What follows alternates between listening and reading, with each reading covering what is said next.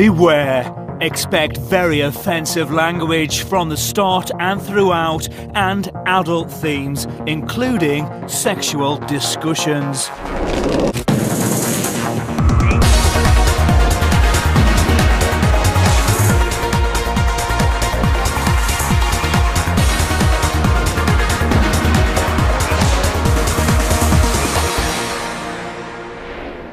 Katie receives the first task. She must secretly choose the 2 least entertaining housemates, based entirely on first impressions. Hello, Katie. Hello.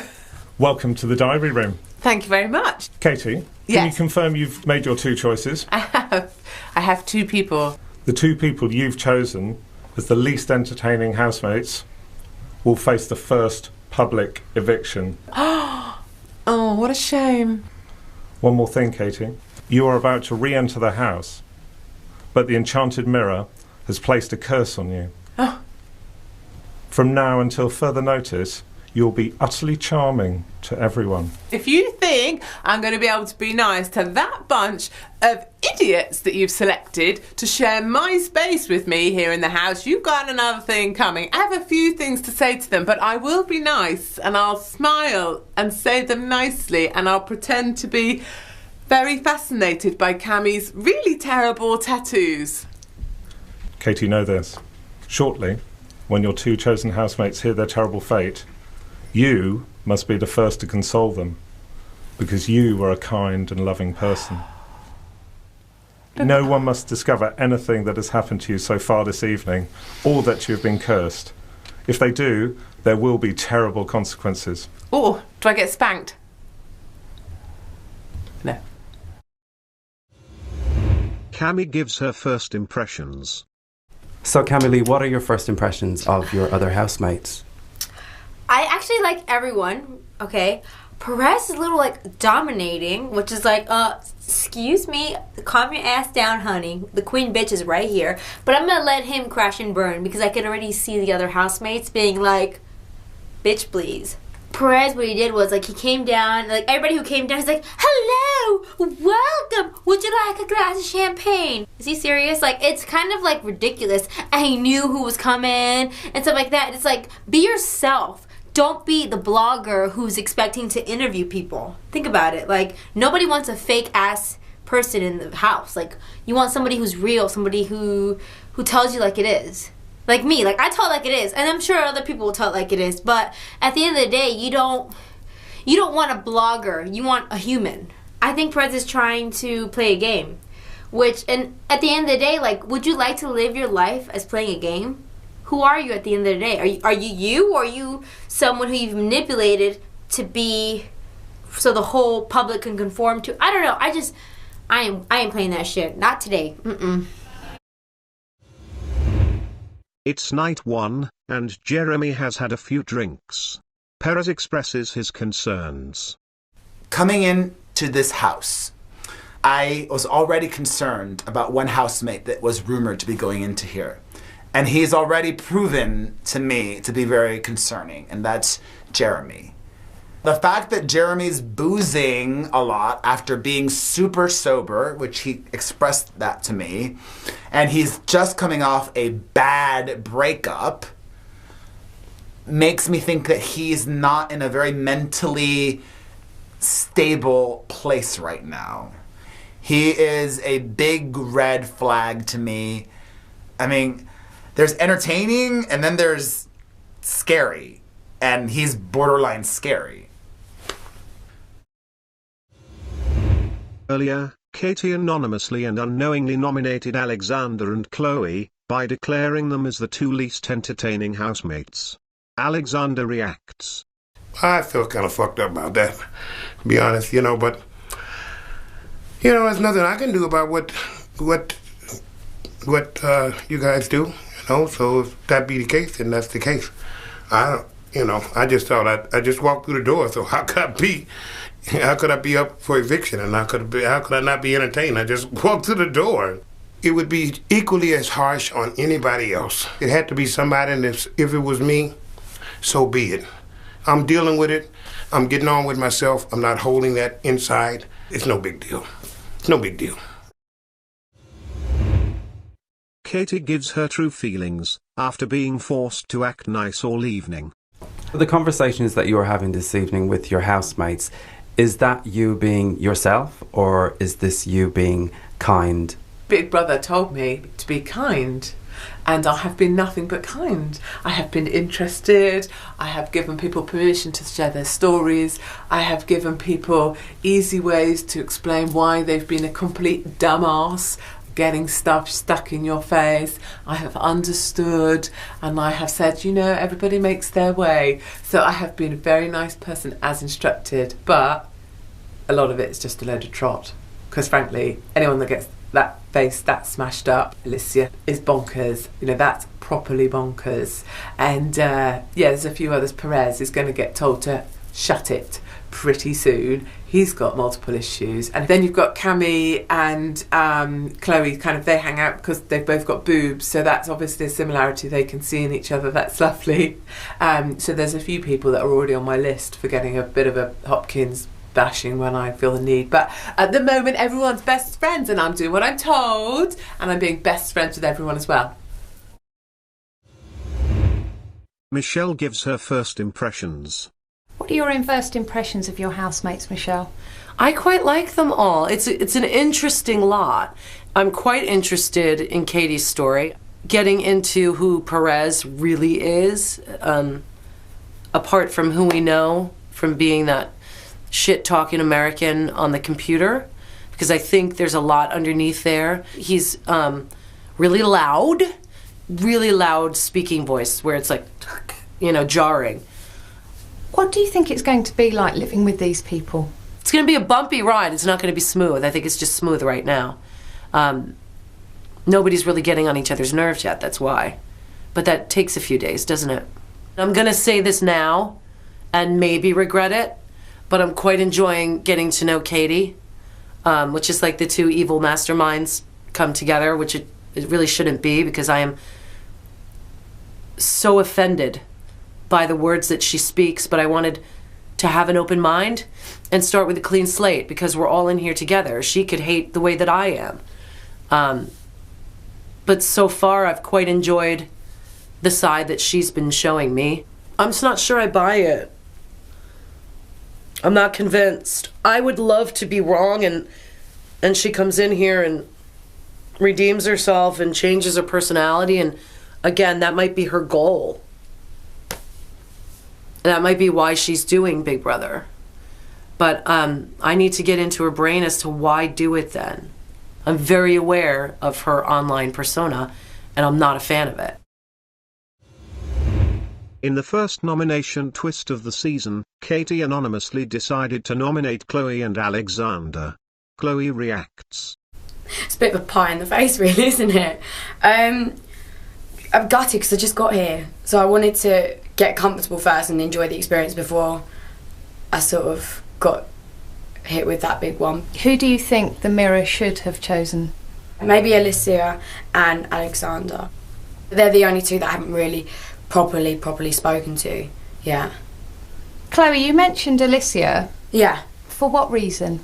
Oh, I've spoken to her, but I just haven't gotten to know her yet. So to me, personally, I wouldn't really mind if she was here or if she went. I don't know, it's all really early, so. But anyone else but me, obviously. Katie is given a final secret task before having her curse lifted.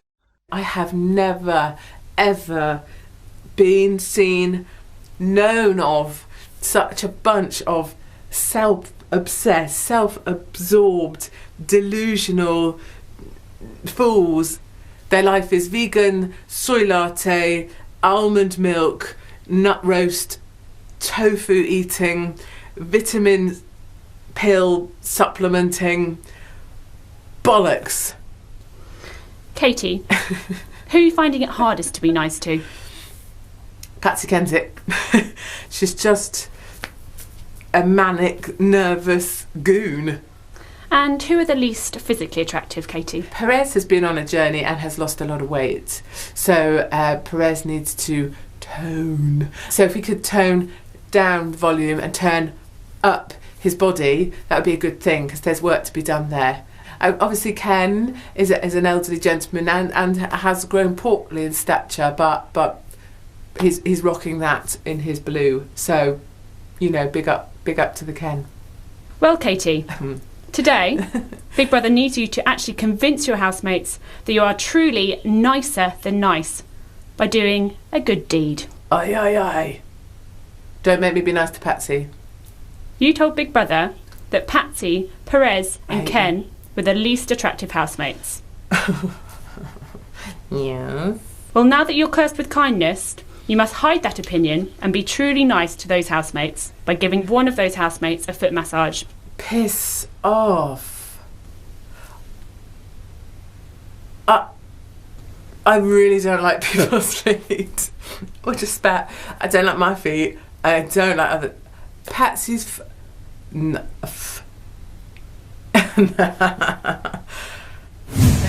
Katie has decided to give the foot massage to Perez. You utter bastards. Ugh. Katie, Big Brother has some news for you. Big Brother is now lifting the curse from you. Okay, good. You're free to be yourself again in the house. Yay, that feels good. I'm happy.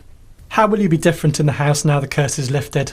How would I be different? Like, so if I want to go, I'll go. So if someone gets on my tits about being fat and why I'm a grumpy old cow and why I say things to be controversial, then I'm going to go.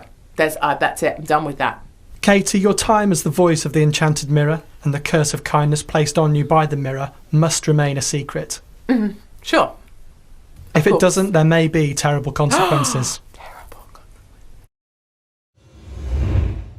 Nadia establishes her role in the family. How was your first full day in the house? I've loved it. It's really funny. I'm doing a bit of lying where I'm going, oh yeah, no, it's really stressful and it's not. And actually, Patsy just got it perfectly right. She goes, actually, she said, this is no different than when you're an actor. Because you just rock up somewhere, you don't know who you're with, you've got a load of strange, different, weird, wonderful people. You don't, you know, you go down to the bar, you have a few drinks with people you don't know, then sometimes you have to do whatever. I mean, a task, acting, isn't it? You've got to turn up, cry, do whatever. This is just what it's like. So then what's your role? It's definitely auntie. So sweet. Cami is so sweet. She's such a sweet girl because she kind of looks over at me to see if things are all right. It's amazing how quickly we've all got into our roles as family. You know, Jeremy's my, like, you know, my nephew or my cousin that I'm worrying about. You've got the aunties that are a bit of a pain, you know, you've got the uncles that you sort of put up with, you've got the full cast, the full family cast is here. Alicia gives her first impressions and notices the Calum Effect. How was your first full day in the house?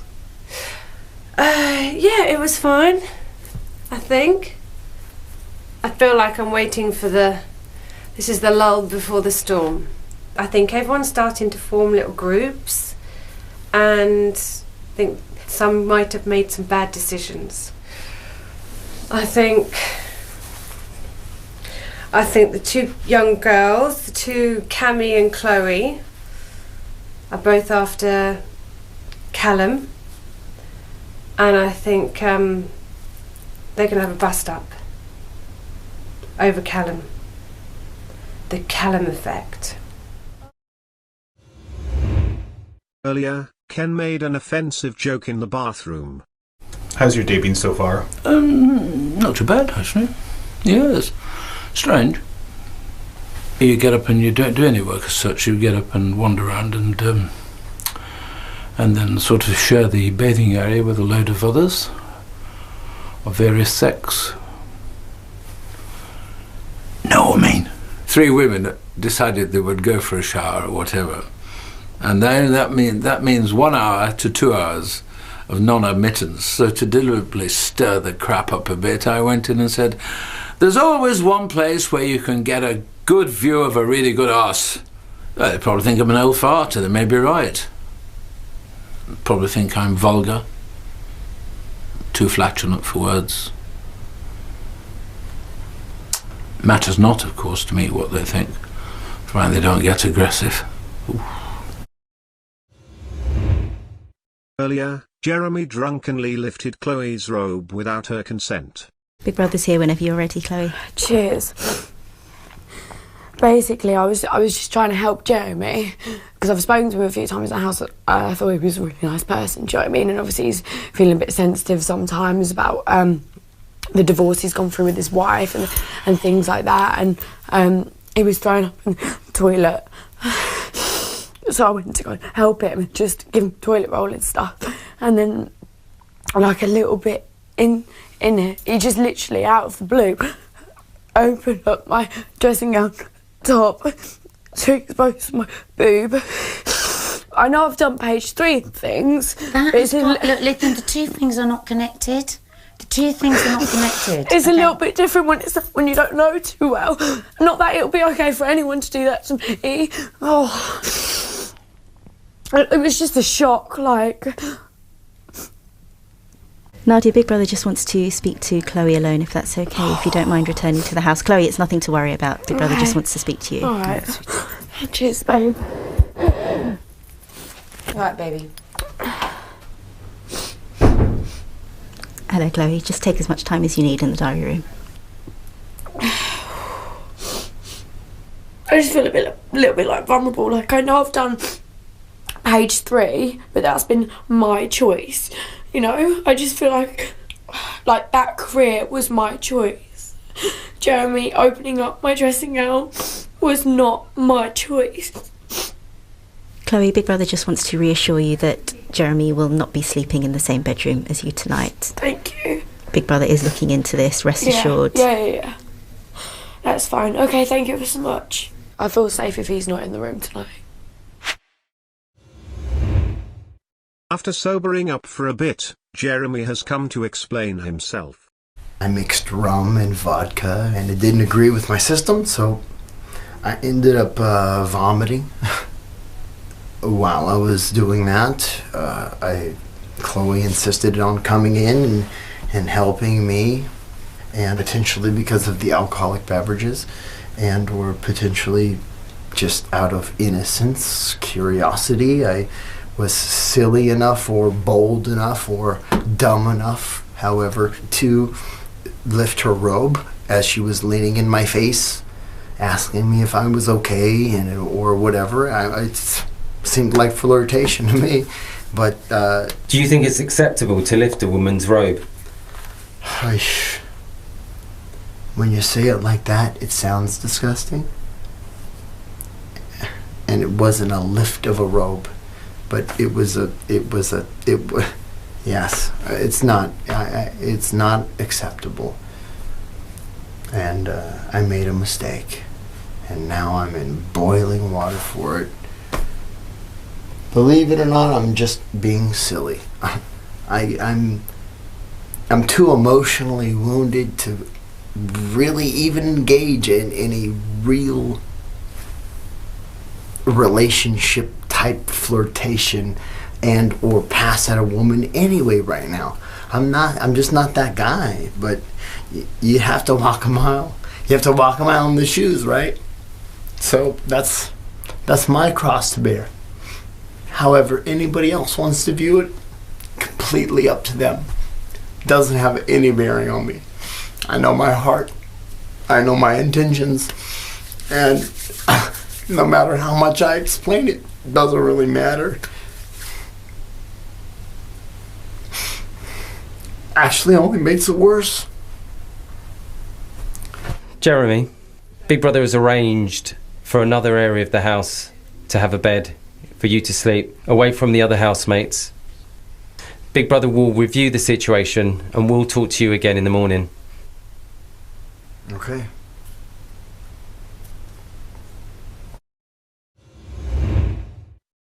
Ken's been called to the diary room. Ken, before you entered the house, the rules regarding unacceptable language and behaviour were explained to you. Yesterday, in a conversation with Alexander, you used language that was wholly unacceptable and offensive. As a result, Big Brother is giving you a formal warning. If you use this kind of language again, Big Brother may have no choice but to remove you from the house. Do you understand? Yes. Big Brother would also like to speak to you regarding other offensive comments and behaviour directed towards some of the women in the house. By way of example, in the kitchen you said the following: "I do realise the bathroom is the best place to look at women's asses." You then repeated this in the bathroom and said, "This is the best place to look at women's asses in the world."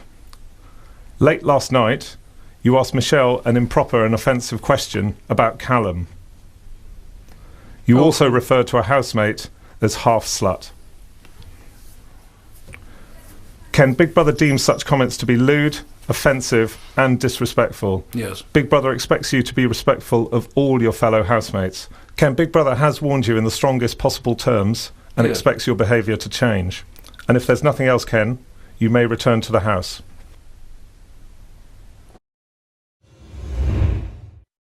Jeremy is removed from the Big Brother house. Hello, Jeremy. Hello. Before you entered the Big Brother house, the rules regarding unacceptable behaviour were explained to you. Last night, while alone in the toilet with Chloe, you deliberately opened Chloe's dressing gown.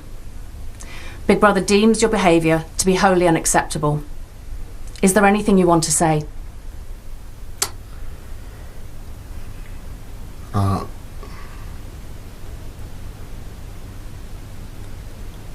Besides apologizing and insisting that it was not a ripping open or an aggressive move, that no, there's nothing. I accept all ramifications. As a result of your actions, Big Brother has no choice than to remove you from the house. Jeremy, you must now leave via the door to your left.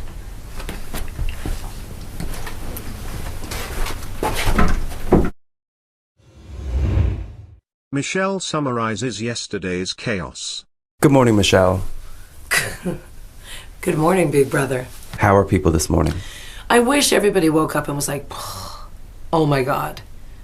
New day, new start, can't believe it, let's crack on. But instead, what are they doing? Rehashing everything that happened last night. Reliving it all again. It's like high school. They just lost the plot last night. I think everything started with nominations, as it does. And I think Jeremy started by saying something very weird in nominations about a wolf pack killing off the weak one, and we were all kind of like, okay. And I know that made Patsy feel uncomfortable. Then Ken had started with some comments. Then we were in the bedroom and Calum was laying there and I was in my bed. We were just talking. And Ken walks over in his droopy white knickers and asks me, in his words, if I would violently fuck Calum. Now, I'm a street-savvy New Yorker. I'm used to men like this. Does not affect me. But what I did to diffuse it was gave him what he wanted. So I told him I'd fuck the shit out of Calum if I wasn't a married woman. If I hadn't worked in a strip club for 2 years, I probably would have handled it differently. He was drunk, but that's still not okay. Jeremy was drunk. Jeremy didn't even know what he was doing, I can guarantee it. Still not okay. You know, Chloe doesn't feel safe. Perez is friggin' insane.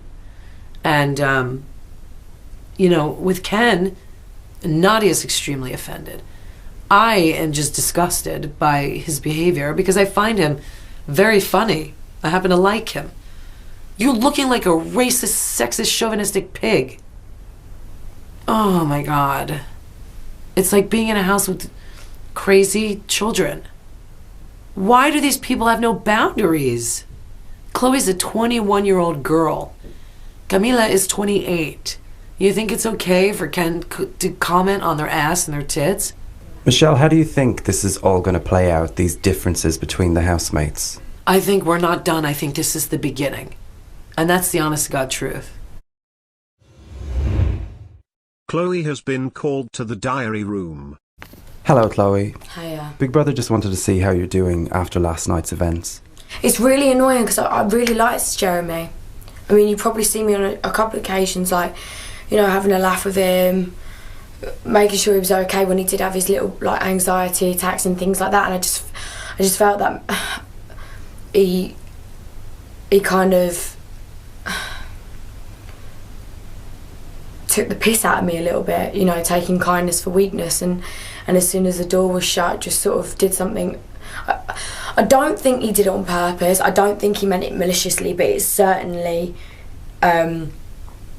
is something that has never happened to me before, and I don't know him that well. I don't know. I don't want it to look like I purposely wanted to get him out of the house. I think he's a really nice person. I just don't think that he can cope well in here. For God's sake, get a grip, Chloe. Chloe, you didn't do anything wrong. I appreciate everything you've done since it happened. I think if I didn't feel supported, I would have left. Because if I didn't feel supported, it would have been to the point where it was too much too soon. For the third day, you know. Calum reflects on Jeremy's removal. Now Jeremy's left, right? I think it just takes away... You know what, funny enough, a few people in here wish Jeremy the best, including myself. But what happens when you take someone away that's making other people feel uncomfortable, a little bit of pressure is relieved, you know? So some people feel and want to hope Jeremy the best, but now that he's gone, there's no angst, there's no worry, there's no fear, there's no so on and so forth, with Jeremy in particular. So realistically, if I'm completely honest, Jeremy leaving has lightened the mood and made it all a bit more relaxed. I mean, everyone's still fucking absolutely crazy, but it's lightened the situation, and I think maybe taken away some tension and some angst and stuff like that. So, you know, it's okay. Earlier, in a conversation with Alexander, Ken used offensive language regarding race. Alexander reacts. Ken speaks off the top of his head sometimes. Sometimes he just speaks without thinking. And so I just figured that my role was to try not to challenge him or make him feel bad, maybe like he made me feel bad, but to try to teach him. And I think that he respects that, because it's not anything that he meant to hurt anybody with. It's just what he's used to, the era that he comes out of and how he's used to behaving. So I just try to take a take on anybody that comes across my path like that. You know, I try to show them this is unacceptable language today, and this is the right language to use, and move forward. After the group shopping task, Perez attacked Katie's personal life, and immediately received backlash from the rest of the housemates. Do you need a moment?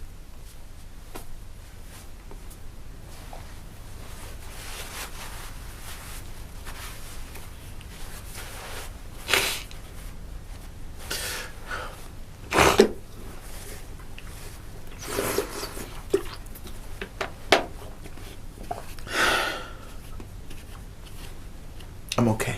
Thank you. Are you sure? You can take as long as you want, Perez.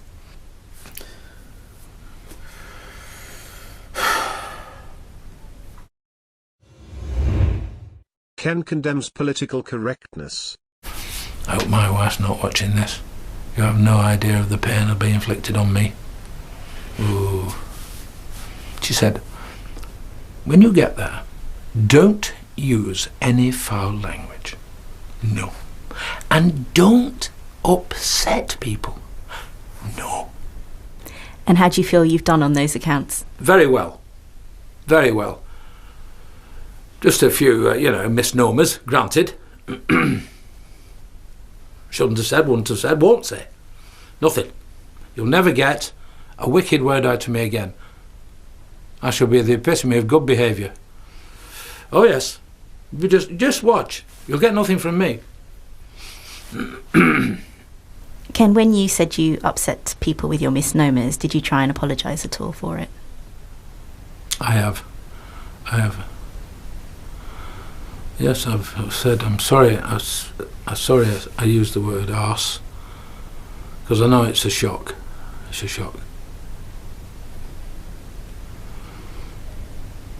foul language like that in public. I mean, you know, it could shatter the nation, that, you know. It's usually when I'm confronted by a certain amount of irrationality and preciousness, I feel I have to say something, you know. And I'm particularly cheesed off with this boring political correctness that's arrived all of a sudden, like a latter-day Victorianism. Enough's enough, you know. Oh, it touched my arm.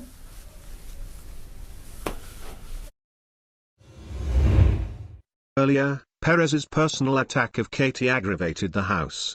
Katie reacts. How's your day been?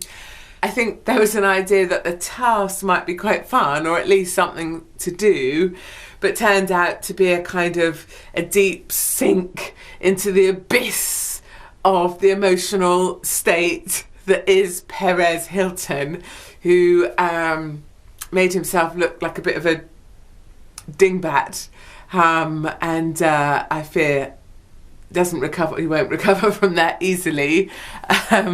It's so juvenile.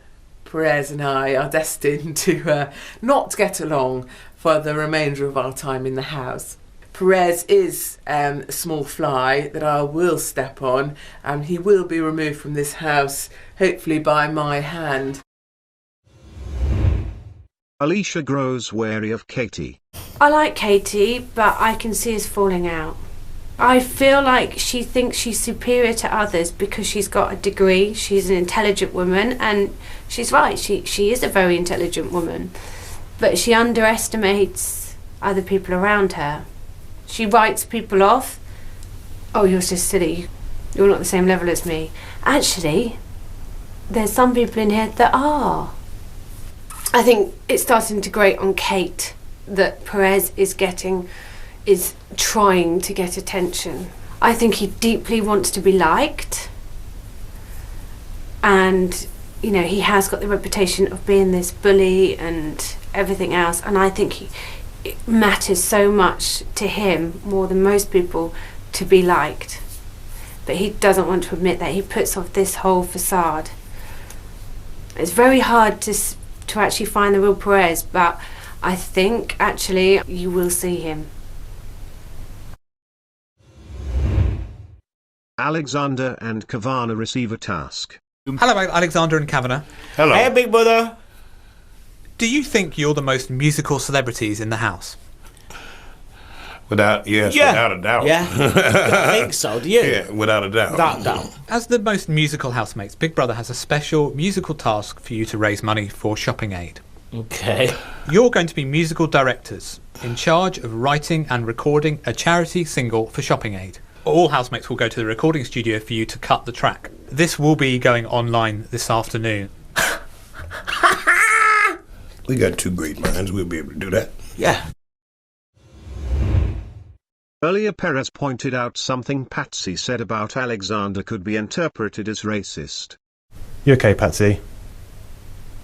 No. Well, Patsy, just take a moment. Big Brother can just wait here for you. And you can talk to Big Brother when you're ready. This is something that's just like my worst nightmare, and I just feel like I've done something terrible. My mind doesn't think like that, and I just feel that I don't want to come out of here and have said one thing that could blow up in my you know. It would really break my heart, because it's just not me.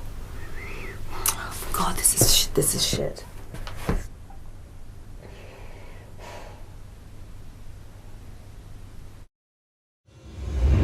Ken's behavior has caused an explosive night in the house.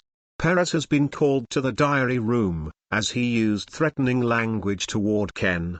Big Brother did notice earlier that you were in a conversation with Ken, and you did say to him, if I were you, when I leave this house, I would be afraid of my safety. Yes. All I was saying was, I feel sorry for you, because after you leave this house, you're going to have a lot of people really angry at you, a lot of people who might make threats against you and your safety. And that is exactly what I meant. But I purposefully said it the way I did because I'm smart. Saying something like that could potentially be perceived as being slightly threatening, or... No, it couldn't, because Big I Brother's just telling you that explained it to could. you what I meant. Big Brother's just saying to you, All right, just to be I know. careful. Let's be done so I can stop Is that getting good? heated. Yes. Ken is removed from the Big Brother house. The rules regarding unacceptable language and behaviour were explained to you. Yes. You've already received a formal warning for your use of offensive language regarding race in a conversation with Alexander. You were told that Big Brother expected your behaviour to change, and you were told in the strongest possible terms that any further use of such offensive language may lead to your removal from the house. Yes. Today at 7:53 a.m. in a conversation with Keith, you again used unacceptable language regarding race. You have also made offensive remarks about nationality and descent in a conversation with Patsy, and have continued to make offensive comments towards women. Ken, due to your continued use of offensive and wholly unacceptable language in the house, Big Brother is left with no option other than to remove you from the house. Do you have anything to say? Nope. You may now leave the diary room via the door to your left. Nadia gives her thoughts on Ken's removal. I was very relieved, because I'll be honest with you, I was considering leaving over Ken. Did you feel that strongly about it? It was making me really ill, being around him, that toxicity of his. And I was starting to feel like I was going to get really upset, and I don't want my children to see me crying or hear that I've been crying or anything like that. So last night I really did, as I went to bed, I thought, right, I don't want to leave, but I will leave. So weird. It's so weird. So, Nadia, is everyone getting along now that Ken has gone? Ooh. There's various little pockets going on. The Katie and Perez thing is really bubbling. I don't know if you're feeling it, but you can cut it with a knife between those two. Katie is desperate for him. Desperate for what? Desperate for a row with Perez. But what it is, and this is what Perez says, is that they are both very similar. We're both professional loudmouths, and he's much louder than her. He knows what Katie is doing, and he is not responding. She's goading him. She's poking him with a stick. Do you think he's going to bite? Almost definitely. I think we all know that, don't we? This afternoon, Katie and Alicia clashed over Alicia's parenting style. Perez takes a stance on Katie. Katie has been pushing almost every single person in this house today. As Alicia expressed to me, Katie has been going at it with her. Katie sees this as an opportunity to take center stage, make it the Katie show, and get as much attention and drama as possible. I will not allow Katie's attempt to get attention by manipulating and hurting people make me unhappy. Does that make sense? Earlier, Katie and Cami called out Alicia for stealing a bunch of bananas from the group. Alicia reacts.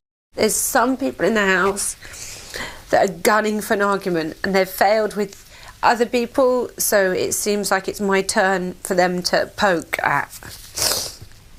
They need to prove they're alpha female in the house. Or maybe get some space on TV, who knows. There's a lot of egos in this place, and some people resort to lower ways of getting attention. That's my view of it. Can you tell Big Brother who you're referring to? Katie and Cami. I get very disappointed with human beings sometimes. Katie is supposed to be a very intelligent woman with degrees coming out of her arse, yet she has no people skills. Whether she's doing it on purpose, I don't know, but you know what? If she's that intelligent, why is she not using this intelligence in a much more positive way? That's what I think. With Cami, I felt from the beginning that she didn't like me. What have I done? What have I ever done to her? God knows, trying to keep myself to myself, just being an extra on a TV show, and I don't know what I've done. Just doesn't like the look on my face.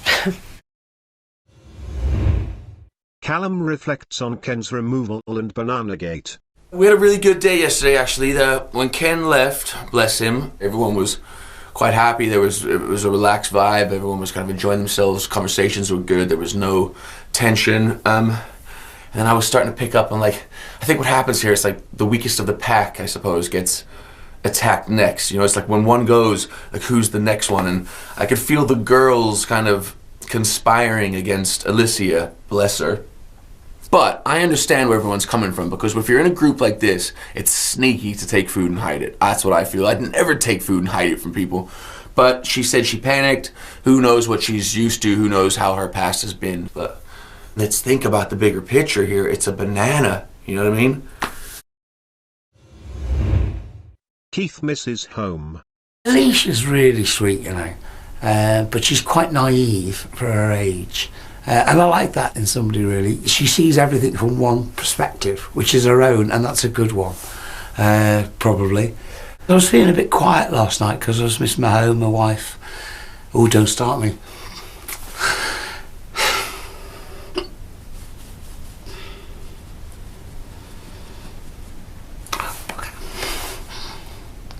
Are you missing home?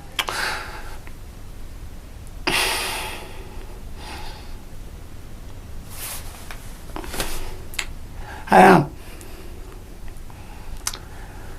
Wait. Be with you in a minute. Missing my wife. Wait. Cami was saved last during a nomination task. As a twist, she's actually immune from nominations and is queen of the house. I'm gonna be a mean, evil queen. You know why? Because none of those fuckers picked me. This fucking wing. None of those fuckers picked me. Can you do something about this wing? None of them picked me. None of them saved me. But you know what? They wish they would have, the way I'm going to treat them. Watch and learn. Camille, See? as Queen of the Fairy Kingdom, you now have great power over your housemates, and their fate rests in your hands. Every fairy queen needs a fairy king to help them rule their kingdom. Okay. Who do you think would be a good partner in crime to whip up some fairy mischief? Does that have to be a guy or a girl? It needs to be one of the male housemates. Alexander sleeps all day. Keith is just too nice. And Calum, he's just so laid back. See, Cav, he's friends with the one I won't name, who I don't particularly care for. Oh, fuck! I don't want to pick Perez, but I feel like he would actually do the role. Michelle is overwhelmed by Perez's obnoxious behavior. I have been trying since day one to help Perez become a better person in ways that I know he didn't think about before. And I have recognized that he's changed, and I've been really good with him. I've been honest with him, but this constant need for attention and camera time and the melodrama is probably good on TV, but living with it 24/7, obnoxious doesn't even cover it. And I know that he's such a good boy in there, and I want good things for him. But it's exhausting. This is more than I've ever experienced, ever. I work with drag queens for a living. Do you understand how high maintenance and the level of need from a drag queen? 20 of them at one time cannot compare to one of him. Cami regrets choosing Perez to be king. Can I divorce him? Was there divorces back then? What's going on? Why did I do this? It was your decision, Camille. It's not fair!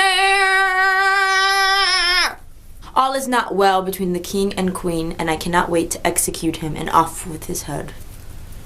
Is there no chance of a reconciliation between the two of you? Oh, unless he kisses my ass, cleans the crust between my toes, washes my hair, scrubs my back, and then licks dog shit, I'll consider it.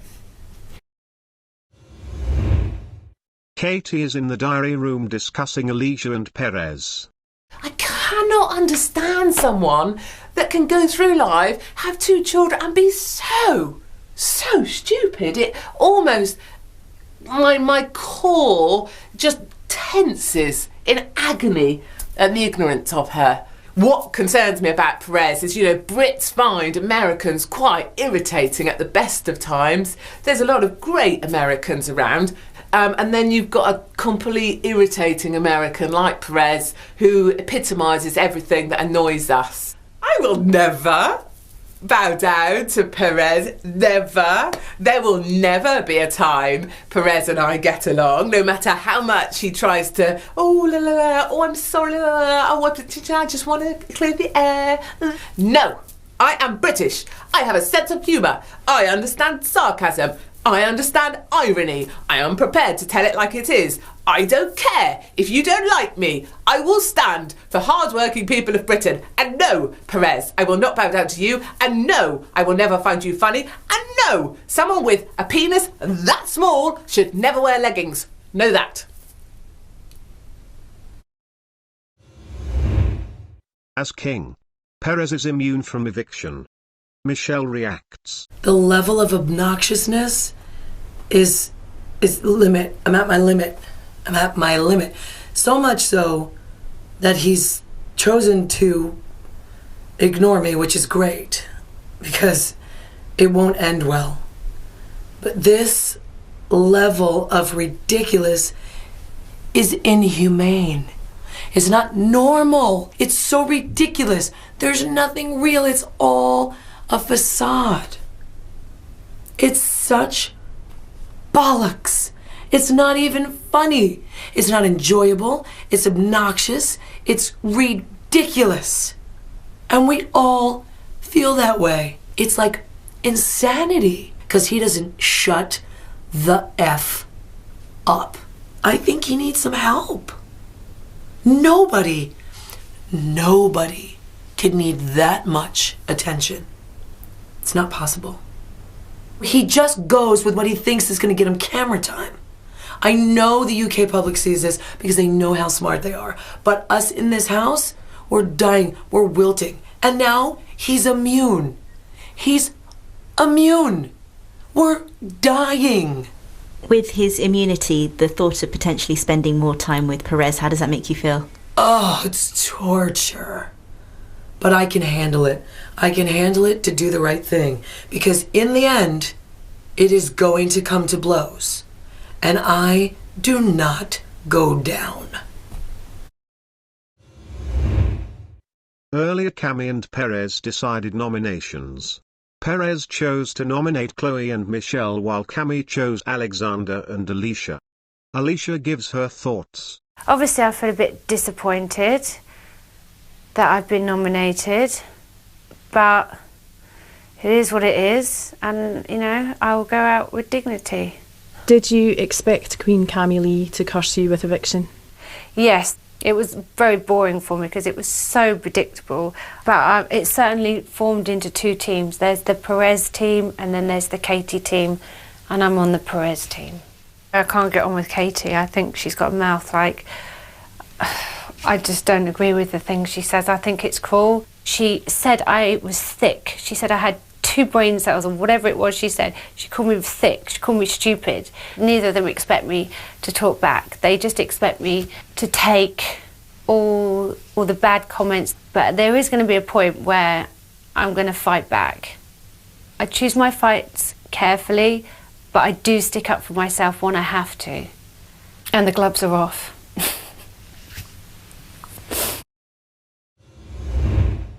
Nadia reflects on the nominees: Alexander, Alicia, Chloe, and Michelle.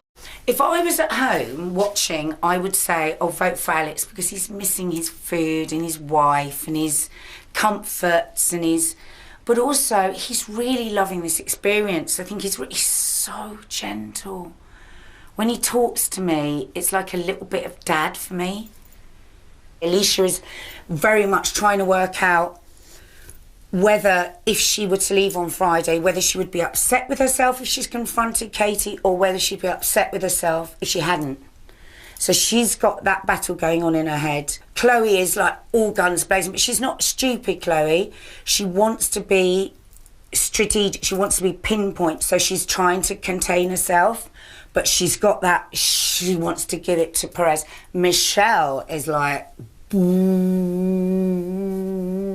she's going to explode. She's waiting. She's waiting. Earlier, Michelle, Cami, and Chloe stood up for Katie's character. Why do you think that you're not good at taking compliments?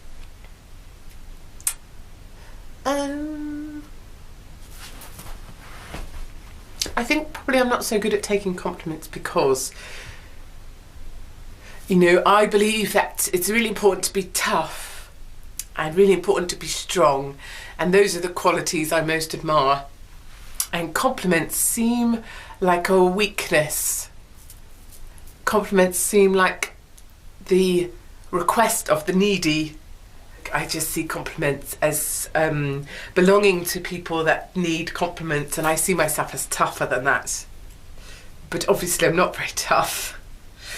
And probably the other truth is that I know that I'm probably not that bad an egg, really. So, arseholes, you arseholes.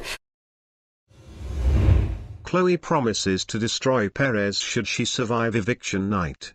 My motivation is to make everyone who doubted me proud and to make sure Perez doesn't win. Anyone else winning, I'd be happy because they deserve it, because everyone else here is genuine other than that fake man downstairs. Perez has a problem. He's never lived with a Perez. So I will be the mini Perez to only Perez. I won't do it to the other housemates, obviously. And I will use everything I know to make his life hell in this house. I will slowly take a part of Perez every day I'm here. I will make him disappear into the backgrounds of Celebrity Big Brother. I'm going to do what he does to other people and start picking people off. I will take Perez's audience away from him, and I don't mind you telling him this, because he knows very clear that it's on between me and Perez. As long as Perez doesn't have an audience, that's what will kill him. If no one listens, that's what will kill him. I plan on taking everything away from this man because he deserves nothing. Tonight, Perez instigated a fight by nakedly thrusting up against the bedroom window. Michelle reacts. Big Brother, what we just witnessed is an outrage. I don't have a voice, so I can't voice it.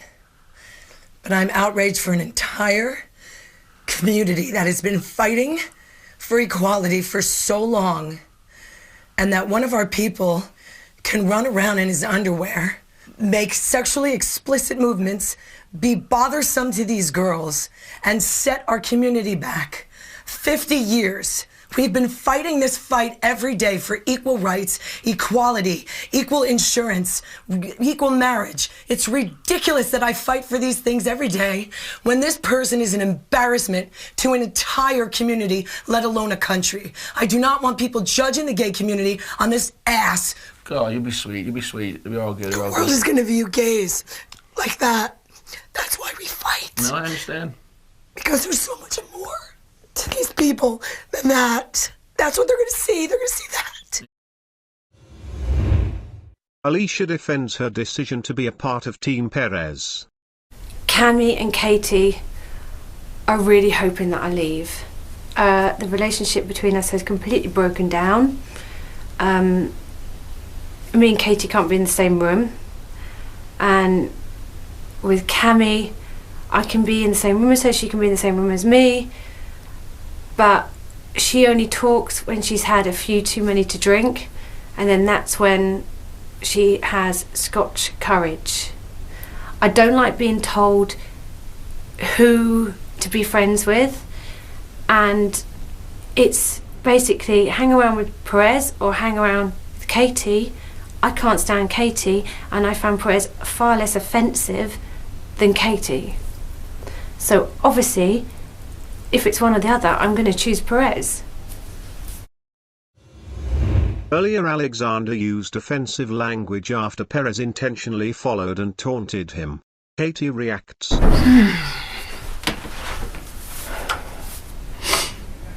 Big Brother just thought you might appreciate some time in the diary room. Do you know what? Probably just as well, because I'm shaking like a thing. Because my normal reaction to do this would be to go and sort this out. But watching somebody taunt a man is upsetting. He just stuck his tongue between that rabbit's ears to taunt Alexander. In the end, he's going to push him too far. Alexander is given a warning. This is really, really, really, really bad because, like I expressed to him, you know, maybe not in your country, Big Brother, but in America, I would have been this. Oh God, he wants to show everybody that he can even get the big Alexander O'Neill. He can get me. I don't know. I don't feel comfortable in any corner in this house. Now I'm being taunted. I don't think I've ever met another human being as pathetic as this person. He is really dog shit on the bottom of anybody's shoe. Pathetic. Alexander, Big Brother realises that the house is a pressured environment. Before you entered the house, the rules regarding unacceptable language were explained to you. Earlier today, in an argument with Perez, you used language that was wholly unacceptable and offensive. Is there anything you would like to say about this? Yeah, I before when I was angry, I had no remorse before when I was angry, and now I feel a little differently about that. Shouldn't have said that, period. It was totally unacceptable. As a result of your use of this offensive language, Big Brother is giving you a formal warning. If you use this kind of language again, Big Brother may have no choice but to remove you from the house. Do you understand? Yes, I do understand. Totally. Perez is shaken by the incident he caused. Hello, Perez. I need to speak to my lawyer. I will not say another word or leave this diary room unless I speak with my lawyer. I'm going to sit here now. Perez, can you sit in the chair for Big Brother? No. Big Brother just wants to talk to you about what happened this afternoon. No. Perez, if you need some time in the diary room, that's absolutely fine. But Big Brother would like to see you while Big Brother's talking to you. If you could move slightly, Big Brother would appreciate it. Thank you, Perez. That two housemates, in a non-joking manner, have threatened physical violence against me. I know that Katie Hopkins purposefully broke the rules by what she said. Do I think Katie Hopkins will follow through with her threat? No. However, I don't know if Alexander can really control his emotions. And if Alexander at any point even says something to me or looks at me angrily like he did this afternoon, I will respond in a nonviolent way but I will acknowledge. And if me doing that to him sets him off, I'm afraid he will go off. If he does not go home tonight, I will need to come back in the diary room and readdress my real concern for my safety if he remains. Big Brother is well aware of everything that's happening. I have tried to behave. I have not been perfect in this house, but I have tried with every fiber of my being to behave like a professional here and obey the rules that I read and that I had learned and that I studied so that I would not break the rules.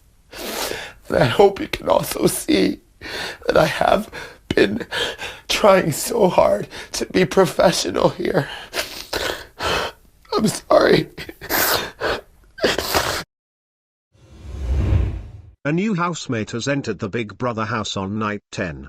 Katie Price gives her first impressions. God, I was so shitting myself coming in. But you know, they've actually really welcomed me. I'm actually relieved. Yes, but I'm sure that might change tomorrow.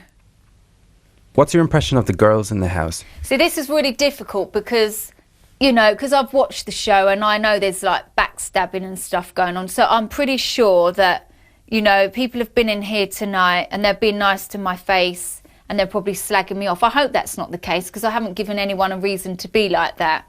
And so far, I have to admit, Katie has been really nice to me. But like you say, I've only been in here a few hours. So things could change. Katie, when you leave the diary room, Big Brother is giving you the power now to break the spell. Oh no, this isn't a task, is it? If you decide to break the spell, they are released from the cage and can sleep normally in the bedroom. Can I do it when I want to do it?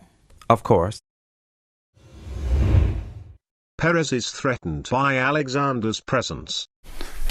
Hello, Big Brother. Hello, Perez. Hello. So, before I go to bed, I just wanted to reiterate one more time that I would like to go home. Perez, is this definitely what you want? I feel very strongly and calmly about this.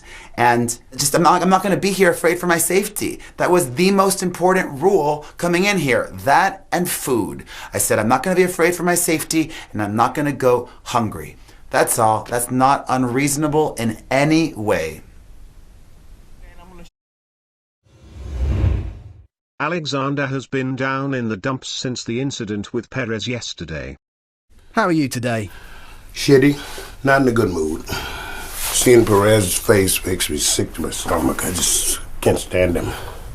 I'm the one that's creating negative energy, and I'm trying to address that as best that I can.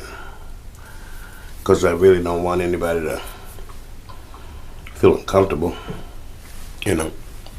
In the real world, I could just remove myself from the situation, and it'll be good. I don't know. I'm kind of like all over the place right now, to be honest with you. And I don't want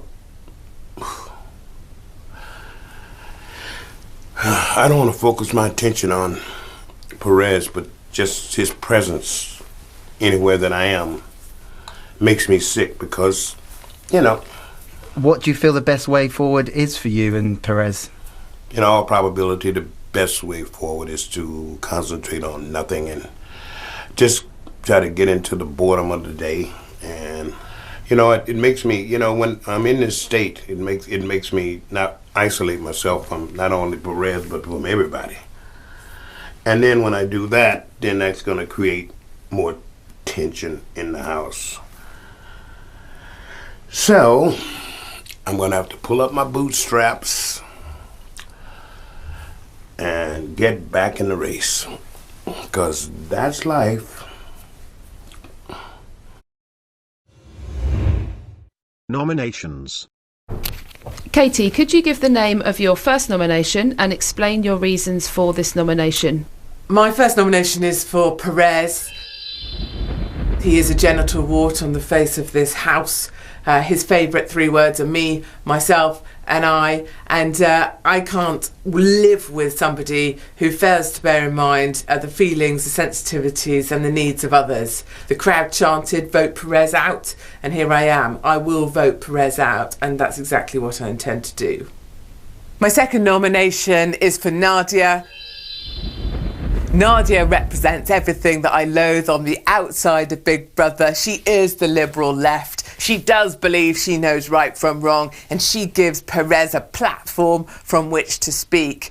Despite Perez's absolute abhorrent behaviour, she still takes time to talk to him, to laugh at his jokes and to find him terribly funny. So for these reasons, I think it's time Nadia left the house.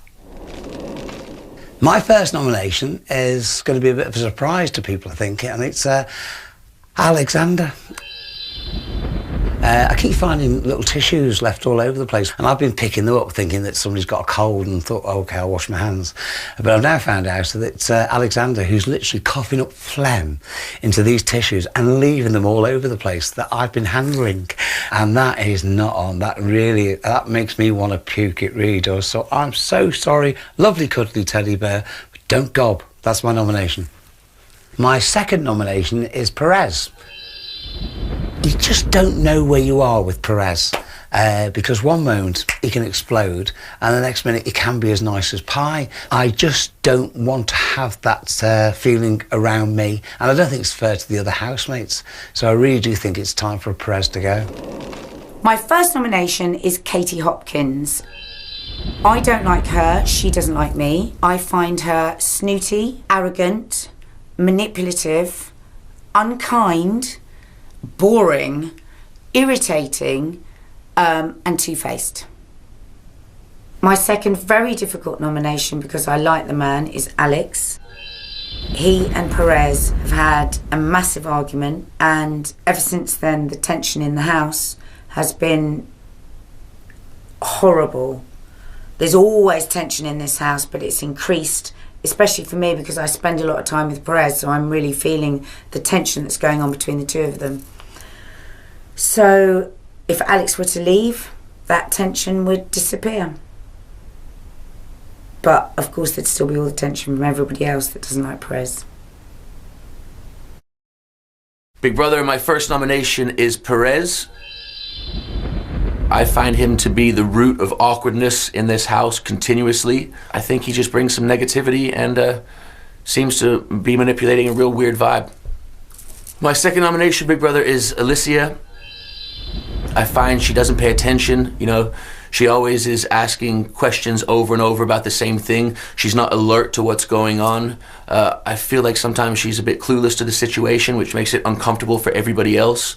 And unfortunately, you know, I feel like everybody has to explain a lot to her all the time because she doesn't quite get it, and she's sometimes a bit like, where, what, who, how, and you just think, bless you, but at the same time, it can be quite full on and a bit, you think to yourself, catch up, like pay attention so people don't have to repeat themselves or look at each other like, did she really just miss that?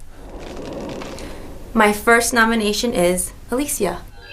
She's not someone I would hang out with inside or outside the house. She's not someone that I would think twice about looking at. She's not someone who I would like to be part of my circle of friends. I'd rather watch paint dry because at least I wouldn't hear her voice. She said at one point, my voice is shrill or skrill, whatever that means. And then they told me what it meant. And I was like, excuse me? Yeah, I get a high-pitched voice. But at least I don't talk like this. So I'd rather watch paint dry than hear someone talk like that or listen to my own voice. My second nomination is Perez.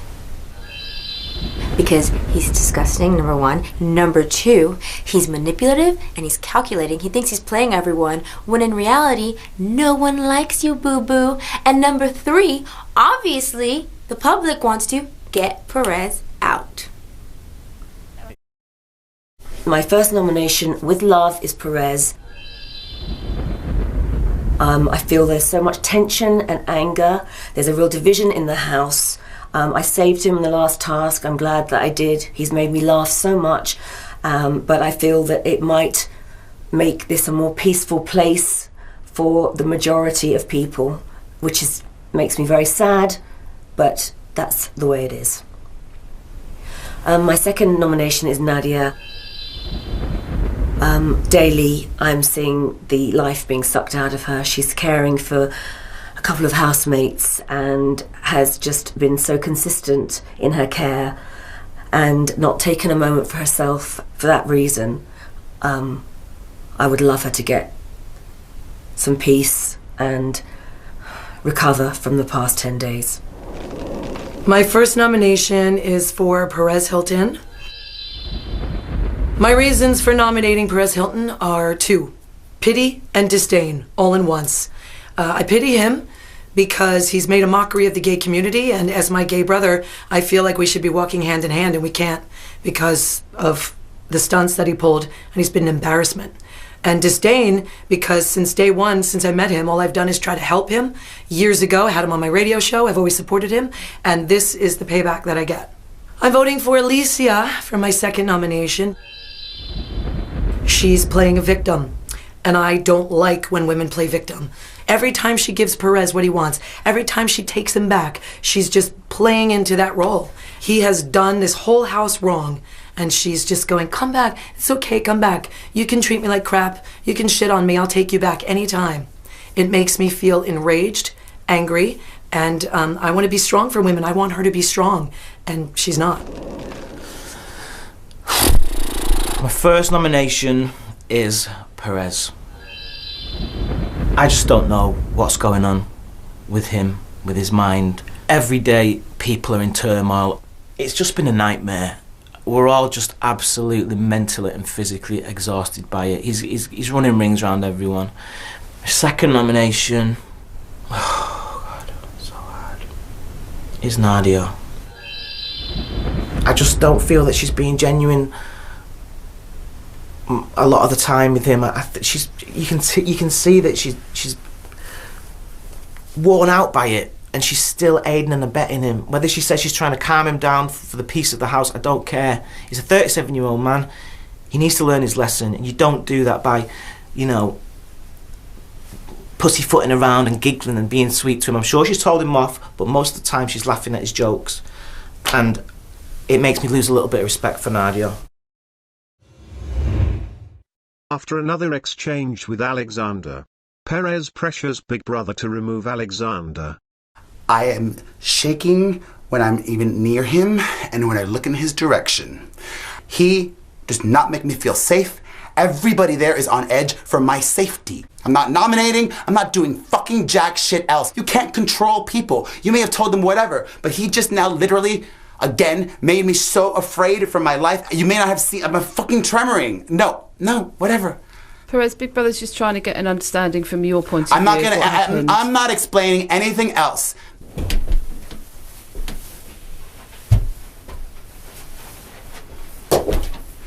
You saw what happened. He says, oh, I'm not gonna breathe. He first was menacingly staring, glaring at me, menacingly, as if he was about to jump me. Fuck that shit. I do not need to put myself through this. I will not be in this environment where I feel unsafe. I won't. End of story. You cannot force me to stay in this house. You cannot force me to stay in this diary room.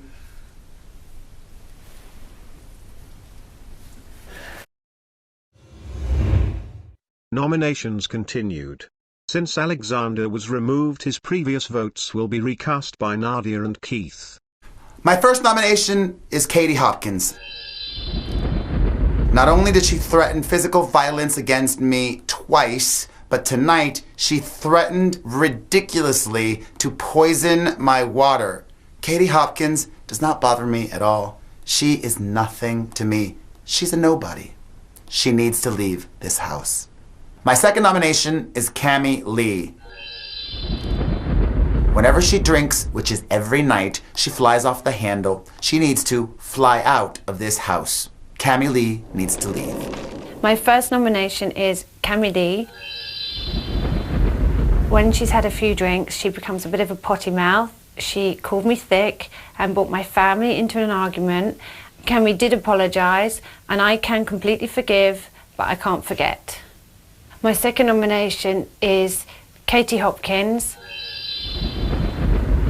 She She also said I only had 2 brain cells and called me a cruel mother because I give my daughter nutritional food. And she said I only had 2 brain cells because I did not immediately know what HRH, is it HRH? Yeah, HRH stood for.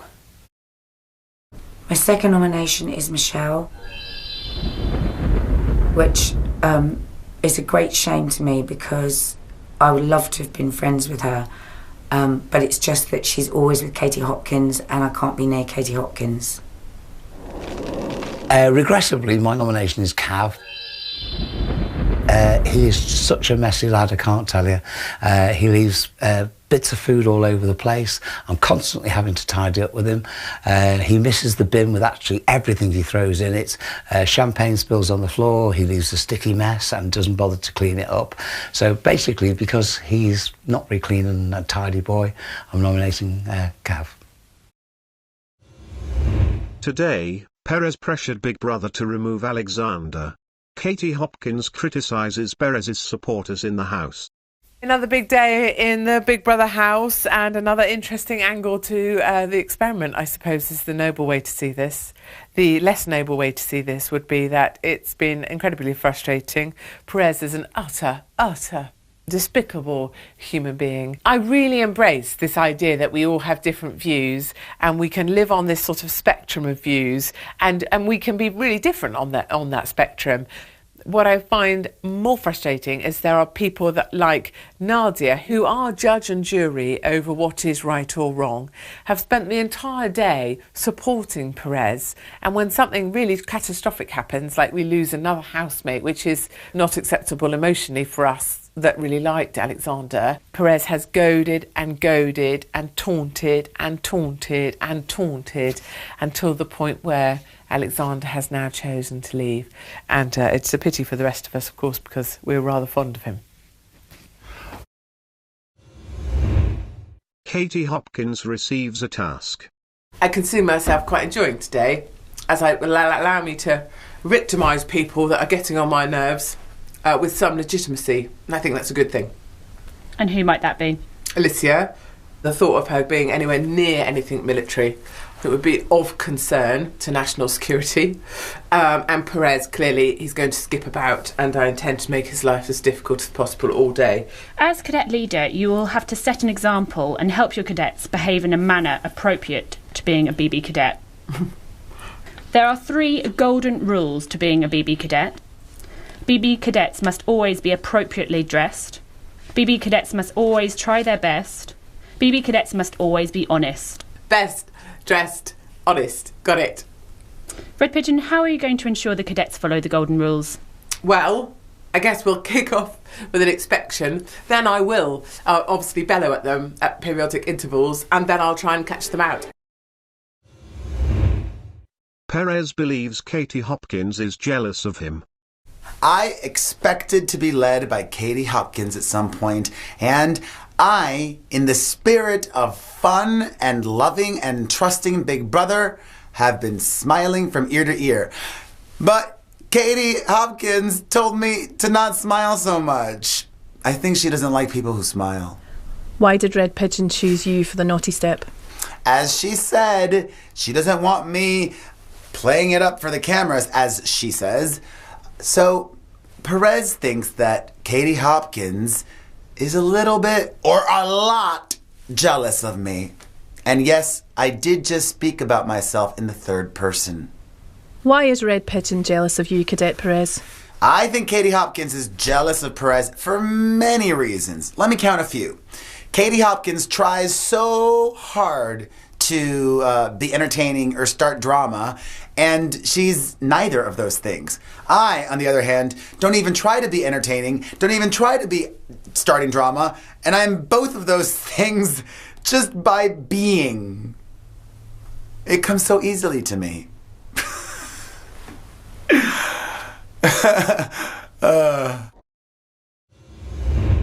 At the first eviction, the crowd outside could be heard chanting the words, "Get Perez out." Michelle gives her prediction. I think Perez is going to go home if it goes by the chants we heard on the Edwardian ball night. He's always me. So right away, The cloak of invisibility went up right away. He wanted to protect himself and say, send me home, send me home. But there's also a part of me that knows that he would love nothing more than the UK public to keep him in. I will never forget the things he said to me, the way he acted, the things he's done to my friends. I will never forget that. I'm sure he doesn't care. He can give two shites. But in the end, he was very, very out of line to people that I love. Alicia speculates on who might have nominated her. Feels awful. You know, it's your housemates that you think like you, and actually they're backstabbing because they're slagging you off behind your back. I have a very good idea who nominated me. I think Calum nominated me, Michelle, Cami, without a question. She keeps trying to be nice to me. It's like, why don't you just be... You keep saying how honest you are. Well, be honest. You don't like me, I don't like you. Let's be honest about it. And why do you think those people have nominated you? Well, it's obvious. They nominated me because they felt that I was taking sides with Perez and I wouldn't join their gang. Michelle has noticed a change in Perez since Katie Price entered the house. Even with his new changed way, I'm not really buying it completely. I think that he's been called out because he's been so boring and predictable at this point that nobody's interested to play his game. And therefore he's got no ammunition. So it's just boring. I think he even bored himself. Why do you think that behaviour change has happened? I think since Katie Price is here, because he's a fan, he doesn't want to look like a twat. And he's on his best behavior trying to suck up to her because she has seen everything that the public has seen. But, like I did, came in here with a clean slate, didn't want to judge anybody, which is smart. And she got to see it herself, so that's good. But you can only hold that persona for so long before the real you comes out. I will tell you, though, I much prefer him like this. At least he's human. He's acting like a person and not I don't even know what to call that other thing. Do you feel like there's a part of you that's still waiting for something else to change, though? Yeah, we're waiting for that next hit, which is terrible. When you go to rescue a dog and you go to pet the dog and the dog's like, because it was abused. That's what we are. PTPD, post-traumatic Perez disorder. Since Perez has dropped her for Katie Price, Alicia has started to appreciate Katie Hopkins. I'm sort of having an interesting conversation with Katie Hopkins. So obviously I've had problems with Katie and I've actually enjoyed a conversation with her today. What does it feel like to enjoy having a conversation with her? It's a guilty pleasure. I don't want to enjoy talking to her. I don't want to enjoy being in her company, but I can't help it. Who would you like to see evicted? I guess if I had to have someone leave, it'd have to be Perez. I'm a little bit disappointed in Perez because I stuck up for him time and time again to the point where I've been nominated because I've stuck up for him. And as soon as Katie Price comes into the house, he's ditched me. I feel disappointed and it makes me feel a little bit dubious as to whether Perez is genuine or not. After having spent a few days in the house, Katie Price revisits her first impressions. Hi! How have you found your first few days in the Big Brother house? Everyone has made me feel so welcome. Now everything's so good. I mean, you tell me, what do you think? Have any of your housemates surprised you so far? Katie Hopkins definitely surprised. I actually quite like her and I actually think she's quite soft. But then I say that, she's probably up and going, oh, that Katie Price, she's like this, she's like that. But I actually don't think she is. Alicia, she's actually really sweet, a really nice girl. Who else has surprised me? I mean, I had a long conversation with Perez. He's got his quiet side and his alter ego side. And to be honest, when I see him doing his bits to the mirror and that, I just think, that's him and that's what he wants to do. And it actually doesn't bother me. It really doesn't bother me. Now, if he's having fun, then why not? How do you feel about tomorrow night's eviction? Oh, I don't like it when you say it like that. Because I'm not involved in it unless there's a twist to the fairy tale. Well, Katie. Oh no, what? Big Brother has a secret to tell you. Oh no. Tomorrow night. I don't want to get involved. There will be no eviction. Are you serious? Are you actually serious? Or are you winding me up? There will be an eviction on Friday, but tomorrow night there will be a twist. Oh, and here we go. I knew it. Calm before the storm.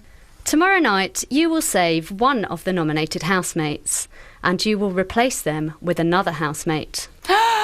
You must save the housemate you think is the most entertaining to watch, and you must replace them with the housemate who is the least entertaining to watch.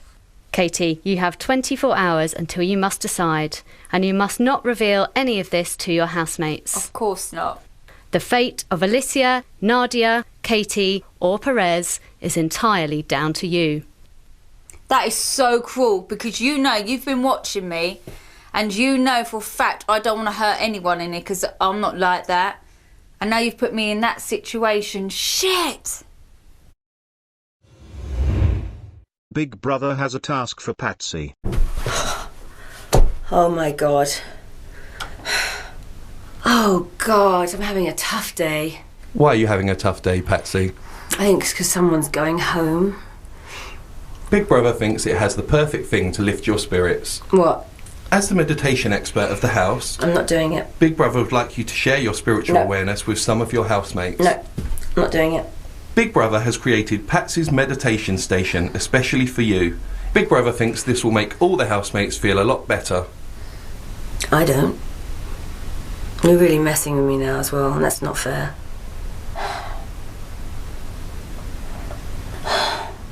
I think it's making fun of how I live my life. I don't think it's a task. I think it's embarrassing, and I don't think it's fair. It's like somebody's religion. Sorry, no. This is too much. Patsy, as you know, tasks are compulsory. You're really rude. You can't make me do it. It's just so rude. Big Brother takes all rule breaks very seriously. I think for you to ask me to do this today, I'm so disappointed, to be honest with you. I really am. Patsy, Big Brother wants to remind you that if you do refuse to do this task, there could be repercussions for you and the rest of the house. Well, thank you. And I'd just like to say that you've really messed with my head. So thanks a lot. Can I go? Patsy, you are now free to leave the diary room. Alicia is realising there are more reasons to stay in the house. I'd be so happy if I was saved, because I'd love to stay in the house. I think I've got a lot more to give. I'm really enjoying it, and even arguments with Katie Hopkins, quite enjoying them now. She has the most ridiculous views, and we are bipolar opposites, but you know, it's quite enjoyable. It's offensive, everything that comes out of her mouth, sometimes it is offensive. And she wears tan tights, for instance, with sandals. I think that's criminal, but we're so opposite, but it's quite fun to have someone to play ping pong with.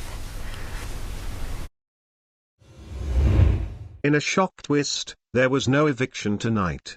Instead, a nomination decision was placed upon Katie Price. She saved Katie Hopkins from facing the public vote and replaced her with Calum.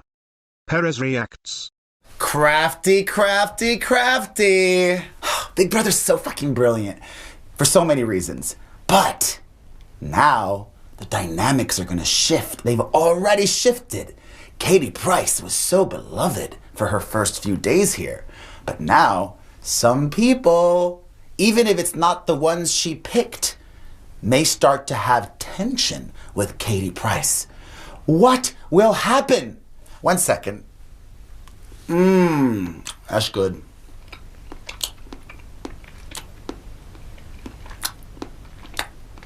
Tasty.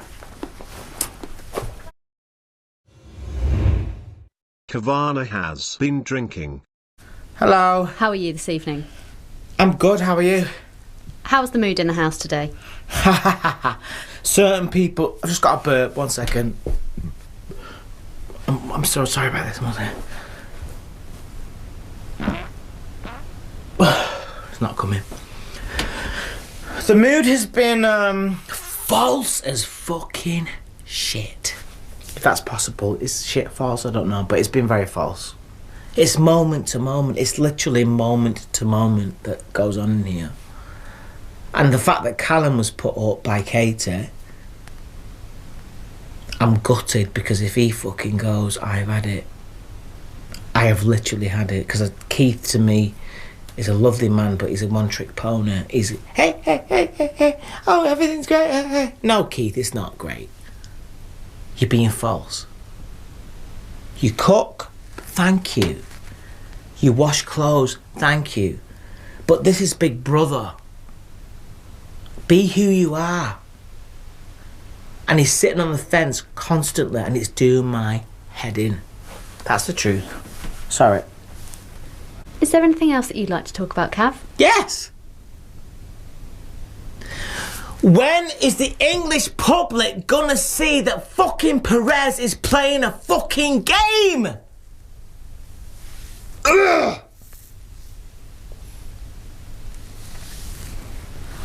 Just that. Basically. Katie Hopkins has been spared from facing the public vote that takes place in 2 days. I don't feel that a sense of triumph over Alicia, because I would assume I would win over Alicia at some level.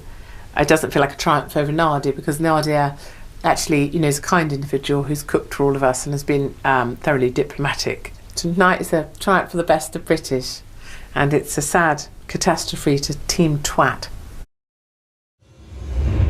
Last night, Kavana drunkenly attacked Keith.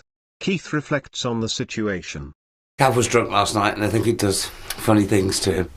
A lot of other people point it out to him, it's not just me. I think he was just hypersensitive and picked on me for some unknown reason. I find it is quite hard sometimes to live in the Big Brother house. And it's really weird. I'm tidy at home, but I'm not like this. I don't clean up and tidy up and brush up and wash up and clean the loos and, you know, have my hand down a U-bend. But it's my way of coping with time here in the house.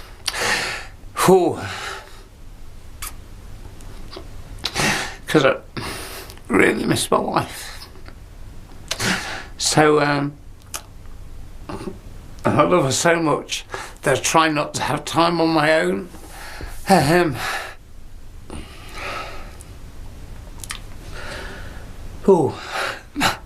Got me.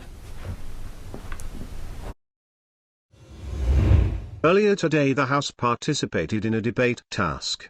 Katie Hopkins gives her thoughts. The debating task was amusing. I mean, I think it shows... Jesus, this thing's so hairy. I think the debating task just shows, for me, really different elements. So, you know, you've got Michelle, who's got a really good vocabulary, very clear about what she stands for, very clear about the people she represents, the Church of Michelle.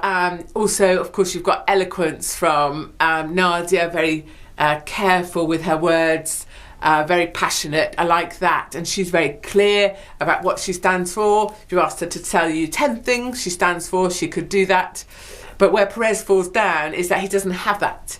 He's not clear about what he stands for. He doesn't know what he's about. He doesn't have strong views on things. He's just very noisy. So there's just volume and irritation, kind of like being at Glastonbury and having irritable bowels all in one place. And I think that's where the real difference is between us three and him.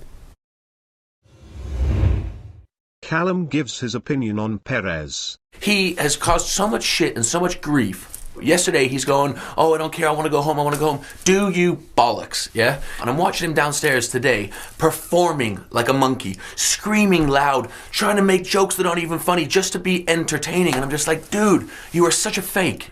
But I dread and I fear the fact of leaving here before somebody like that. I'm a nice guy, I'm a good guy, I like to think anyway, and the guy isn't. You know what I mean? So you think, how can the bad outdo the good? his blowing it so out of proportion. Oh, I'm so funny and this is so funny and I'm on the happy train. It's like, dude, you've caused negativity for 10 days. How the hell are you on the happy train? You're so not. You're faking it because you want to win this shit, and it frustrates the life out of me. I hope people out there can see the fakeness in this shit. Ooh, and breathe, Calum. Since coming into the house, Katie Price has told several sexually explicit stories involving ex-boyfriends. I love being in here, but I don't know why, but I'm dreading leaving because of what I've probably said in here. Even though I haven't lied about anything, that's all I'm worried about. And I just don't want to keep talking about my exes. I really don't. But in here you find that you do because of the conversations, because I don't know these people, that you kind of relive and go over your life, what you've done.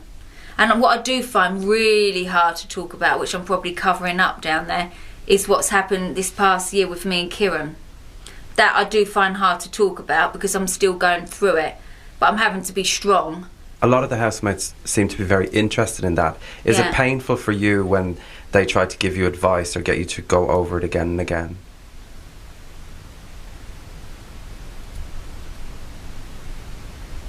It's okay, Katie. Take your time.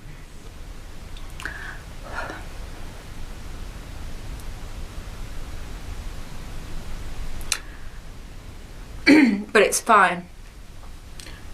It's because I'm still living it. I think because I've done this journey. Fucking hell, I've done this journey. You know, like a lot of people, you know, like today with Alicia, I'm fine to talk about it because it's good to talk about it. But when someone's saying stuff like, oh, why would you trust him? Why would you keep doing it? I wouldn't do it. I wouldn't do it.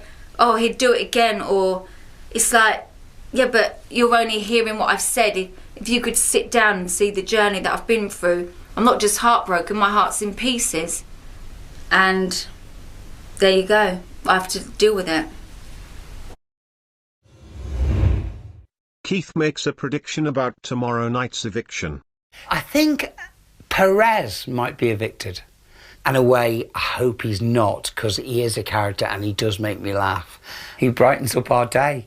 And you know what? This is really odd to come from me, but in a way, he's slightly one of the most honest people around, because you know exactly where you are with him. You really do. You know, when he's saying something, you have to believe it, because that's what he believes, so you can't knock that. So he'll sadly be missed for his comedy, variety, and dramatics. Cami gives her eviction prediction. I don't think Perez is going, which sucks. I think Calum, I hope, isn't going because he's my homie, and I think it's between Nadia and Alicia, which sucks because I love Nadia to pieces, but I think the public might want to see Perez without the enabler, and he will crumble when he doesn't have someone to attach himself to. Because I want everyone to see how much of a scumbag and a piece of shit this person is. Fuck off, you're a fucking idiot. Michelle is asked a question. Have the vibes in the house surprised you as to who you're connecting with? Completely. Calum surprised me because I'm not used to straight guys, but he's got this energy that's really great about him, and he's really funny and goofy. So once I got to know him, I said, of course. Cav is incredible. Of course we're drawn to each other, not just the gay thing, but he's really smart and funny, and he's a singer, and it was just... And the biggest surprise, of course, for me was Katie Hopkins. And we were instantly drawn to each other because of our sense of humor. I don't disagree with her wanting to make change in the things she wants to make change in, but I disagree with her execution, but I told her that. But it's her career. She does it that way. And I do mine my way. But we are so similar in so many ways. Perez, Alicia, Nadia, or Calum will be evicted tonight. Cami gives her thoughts. I feel fantastic. Why are you feeling fantastic? Because one more fucker is out the house today. Hopefully it's Perez. I mean, he's so annoying. Do you hear him? He walks, right? When he walks, like to be known in the room, right? That's one. And don't worry, I see your big ass head coming through that damn door. I don't need you to be stomping around, number one. Number two, he has a fake laugh. He goes, he's like, oh, it's just, his mere existence just irks me. Ugh. Ugh. How would you feel if Perez was saved tonight? If he's saved tonight, then shit's gonna pop off. You know, hello, I think everyone knows that I can't keep my mouth shut for shit. And he said, I wouldn't be your friend because I don't like you. You ain't got no goddamn friends. Please sit your ass down, shut up, and just stop breathing for a couple minutes. If you had to make a prediction about tonight's events, what do you think will happen? Unfortunately, I think it's either Nadia or Alicia. I think that shit's gonna go down, shit's gonna get crazy. I feel like Calum is upset with Katie Price about the whole thing. I think it hit him today. I think people are getting fed up in the house, and I think it's gonna be a very entertaining night. Alicia gives her thoughts on tonight's eviction. Hello, Alicia. How are you? I'm fine, thank you. Alicia, how are you feeling about tonight's eviction? Obviously, there's people in here that have bigger fan bases than me, and they're bigger characters than me. Calum's obviously got a huge fan base and stuff. Nadia, household name, and she really is the most amazing person ever. Perez, entertaining. But I feel like I found my voice, I found my power, and I'm feeling more and more comfortable in here. And I feel like my confidence has grown in here. I feel like I found my feet and I'm growing as a person again. And for other people, I feel like they're starting to realise that I'm not as stupid as they thought I was. If you do stay tonight, yes, what do you think you can bring to the house? I think I can bring to the house honesty, friendship. I can't bring romance because there's no romance to be had in here. Keith receives a task. Well, hey Keith, how are you? I'm really well. Well, hey. Well, hey, back to you. Keith, do you think the house is in need of some laughter? I do, yeah, and I try and bring it and they just ignore me now. You can't blame them. Today, Big Brother has a secret mission for you to spread some mega lols and get your fellow housemates ruffling. You're right. So that's my challenge, to get them to laugh. Your task is to cheer everyone up and make your fellow housemates laugh at your jokes. Excellent, okay. Oh, I'll try. Remember, this is a secret mission, okay. So you need to ensure that your fellow housemates suspect nothing. All right, great. Are you ready, Keith? I am. You may leave the diary room. Thank you. Woohoo. Nadia criticises Katie Hopkins. It's driving me mad the way Katie Hopkins still keeps whispering things right next to me about Perez. Oh, sit down. Oh, do what you do. Oh, God, here he comes. Oh, don't. If I sat next to Michelle or Cami or anyone else that was Katie Hopkins' friends and did that, can you imagine the difference? So I don't say it to anyone. I can't release it to Patsy. I can't talk to Perez about it. I don't want to put it on Keith's shoulders. I don't want to say it to anyone. Why can't she just stop? The more she tries to control him, the more nuts he will go. She cannot let it go. She is obsessed with Perez. And therefore doing the very thing that he says, which is making him very important. Earlier, Alicia was evicted by the public vote. Katie Hopkins reacts. How are you? Fine, thank you. I'm very cross at the general public for not getting Perez out as instructed and as they chant when they're here in the crowd. I can't believe that I'm still stuck in a house, not only with Perez, but with his host, Nadia, who I would get on with independently, but not as a twosome. So this was a bad night for Katie Hopkins. I was sure Alicia would be safe because the public, I always believe, love an underdog, and I was hoping that Alicia, with her kind of spats with me, would have become kind of this underdog character that people wanted to look after. So I thought she would be safe. I suppose the only positive I can take out of it is that Calum's really chuffed with himself because the crowd, as predicted, all screamed and all the young girls went, ooh, ooh. Patsy being Patsy. I'm so tired. Hello? Hello, Patsy. Hello. Can you sit in the chair for Big Brother? No way. I literally, I look like I've got gravy on my face. I've got to get in the shower. I woke up at 3:30. Everyone's drinking. I'm drinking water. I'm honestly, I feel so sick. I want to get washed and go to bed. But I'm here. Patsy, Big Brother does need you to sit on the chair. You don't, why? That's cruel. You can't look at me. Seriously, I look shocking. Okay, let's talk. Patsy, you look great. Thank you. I know, it's a good look, isn't it? I look like E.T. Give me a bike. Let's get going. Perez expresses his post-eviction feelings. Hi, Perez. Hello. How are you feeling? I'm feeling. I don't know. I don't know how I'm feeling. I'm feeling. I'm feeling.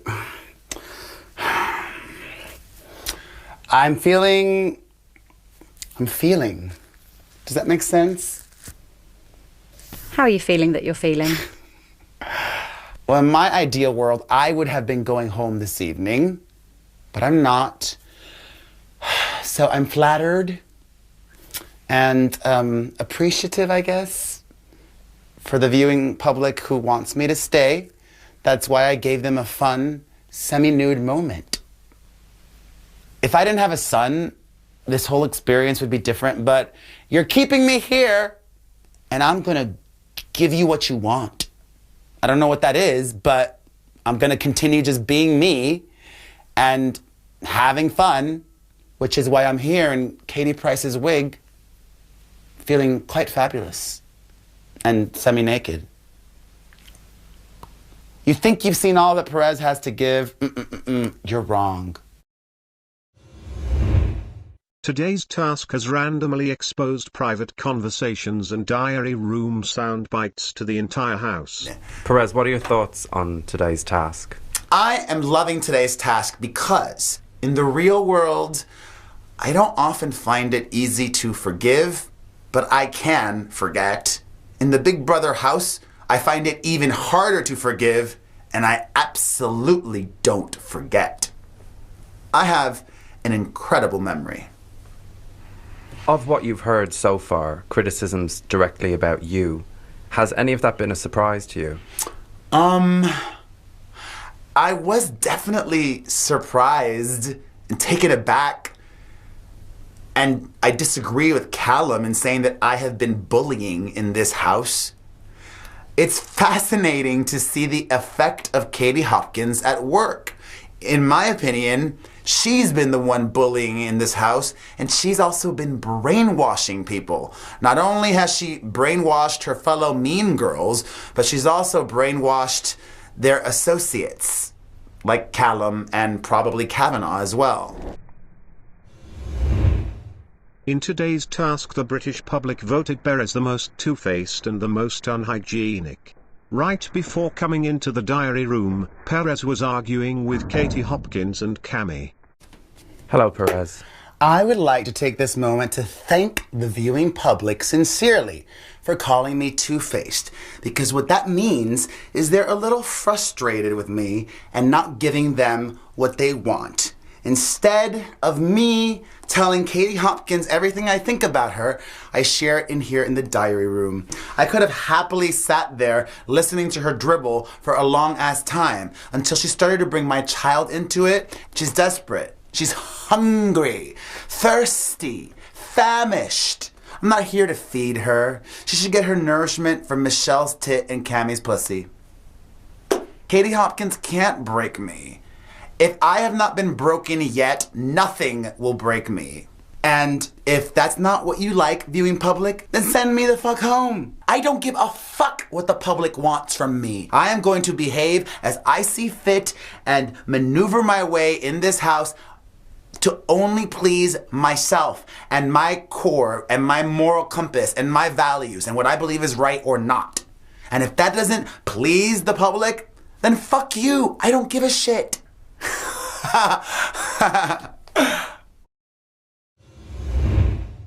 In today's task, Perez was heard saying he believes Cami's boyfriend won't be there for her when she leaves the house, because of her close friendship with Calum. I think what he said was very inappropriate, number one, in the sense of someone who doesn't have friendships, who he has stated he has no friendships to begin with, to say the things he said when he doesn't know the ins and outs as to what is going on in my life really upset me. What does he know about what's going on in my life? This man can't even hold a friendship with a goddamn flower, and he's gonna come and try to preach on mine? I do not like that. I will not tolerate that, and I cannot stand his ass, and I cannot wait till Perez gets the fuck out of here. That tweet was just showed everyone, and I hope it showed Nadia, that he's a fucking user, and he's playing her, he's manipulating her to get to the end. But it's okay, honey. Every dog gets his day. In today's task, a viewer's tweet was shown. It read, Perez Hilton planned massive game plan and reveals he was always going to use Nadia. I would love for you to attempt to explain that tweet and why that was included to me. Love and trust, big brother, and this is the bullshit you put on me? Fuck that. Explain it to me now, or don't. Or open the fucking door and let me go back out there. I know this is a game and all that fucking bullshit, but straight up, include a tweet that you know is false. You know it. Fuck that. That's bullshit. And to attempt, Nadia is the only person keeping me sane, talking to me, and to attempt to try to destroy that and make me miserable the last final days, and you have the fucking audacity to say, don't you want to win, don't you want to stay? Fuck you and your mothers. Open the fucking door, I'm fucking done with you. Perez, Big Brother can assure you that all the tweets used in today's task were genuine tweets. Yeah, I know that. And you know that tweet was not real. I know somebody sent it, but just because they sent it doesn't mean I said that. I never said that in the house or before the fucking house. So fuck you and your fathers too. Now open that fucking door. I'm done talking. Bye. It's the next morning, and Perez is threatening to quit the show. Hello? Perez, could you do Big Brother a favour and just sit up in the chair so that Big Brother can see you properly? No. I'm going home. Not giving you any exit interview. I know exactly what you want. If you want an exit interview, you're going to give me more money. If you give me more, I'll give you an exit interview. You okay, Perez? Yeah, man, I'm mentally home. I'm great. Is there any message you have that you want to give to either the viewers or your fellow housemates? Yeah, I look forward to coming back next week to the UK and doing lots of TV, print, radio interviews and speaking the truth about my time in the house. Perez, tell Big Brother how you're feeling. You know how I'm feeling. I don't know what you're showing. I just have to assume that everything you showed yesterday is gonna make it on TV, all right?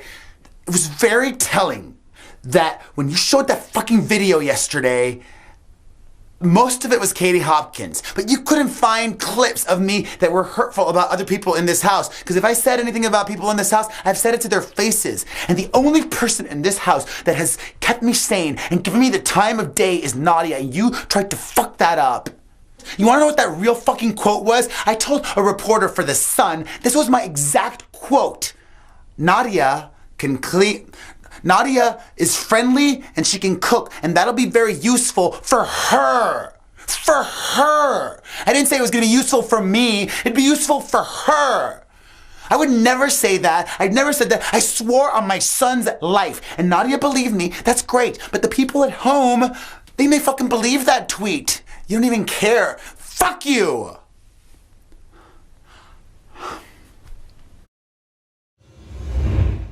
Perez is still in the diary room. How are you feeling now, Perez? Stupid. Why?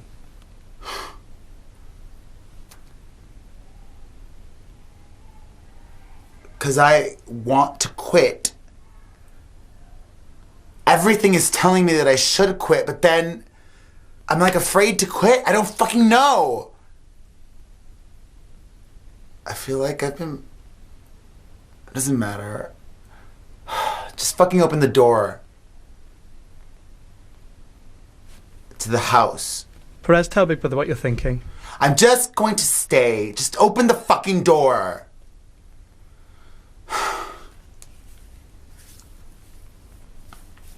Can we be done with this now? Perez, you are not yet free to return to the house. Big Brother has big news for you. Perez, Big Brother is now going to set you the ultimate secret mission. You have the next hour in which to return to the house and to convince your fellow housemates that you are walking out of the Big Brother house. You will then go to a secret room where you will observe your housemates' every move. You will become Big Brother's puppet master and will wreak havoc upon the house. Is this task compulsory? As you know, Perez, all tasks are compulsory in the house. Perez, do you consider yourself up to the challenge? I'm still fucking here. So yes, I don't have a fucking choice. I am fucking still in the fucking Perez show. Believing Perez has left the house, Cami gives her thoughts on Perez's exit. I feel that was a little bitch move how he exited the house, because you came in here, I'm gonna win, I'm gonna be in the final, it's in my contract, I have the highest fee, I am the entertainment, I am this, I am that. At the end of the day, you're a little bitch that walked through the fucking fire exit. And to me, that's funny. That just shows who you really are. You're showing all this stuff, I'm a manipulator, I'm a game player, this and that. But when it gets hard and there's pressure, you just fucking take the easy way out. And to me, I find it quite comical.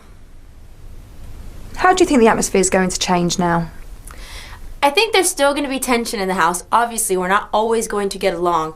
I think it might be hard for Nadia to adjust as to what's going on, because she was so used to being with him all the time. She was so used to, you know, defending him all the time, that I think maybe today and tomorrow would be a little rough on her. But I think she will then realize how less stress she'll feel. She can now enjoy her time in the house and not always be preoccupied or worried about what's the next thing Perez is going to do. How is she going to defend him this time? Nominations.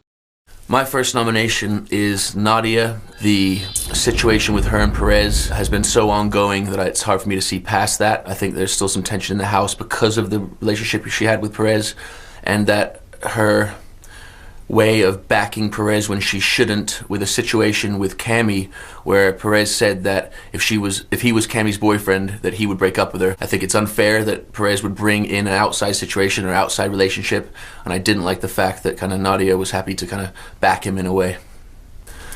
My second nomination is Patsy. I don't think that Patsy deals with the tension and the negativity in a very good way. It seems to stress her out a lot.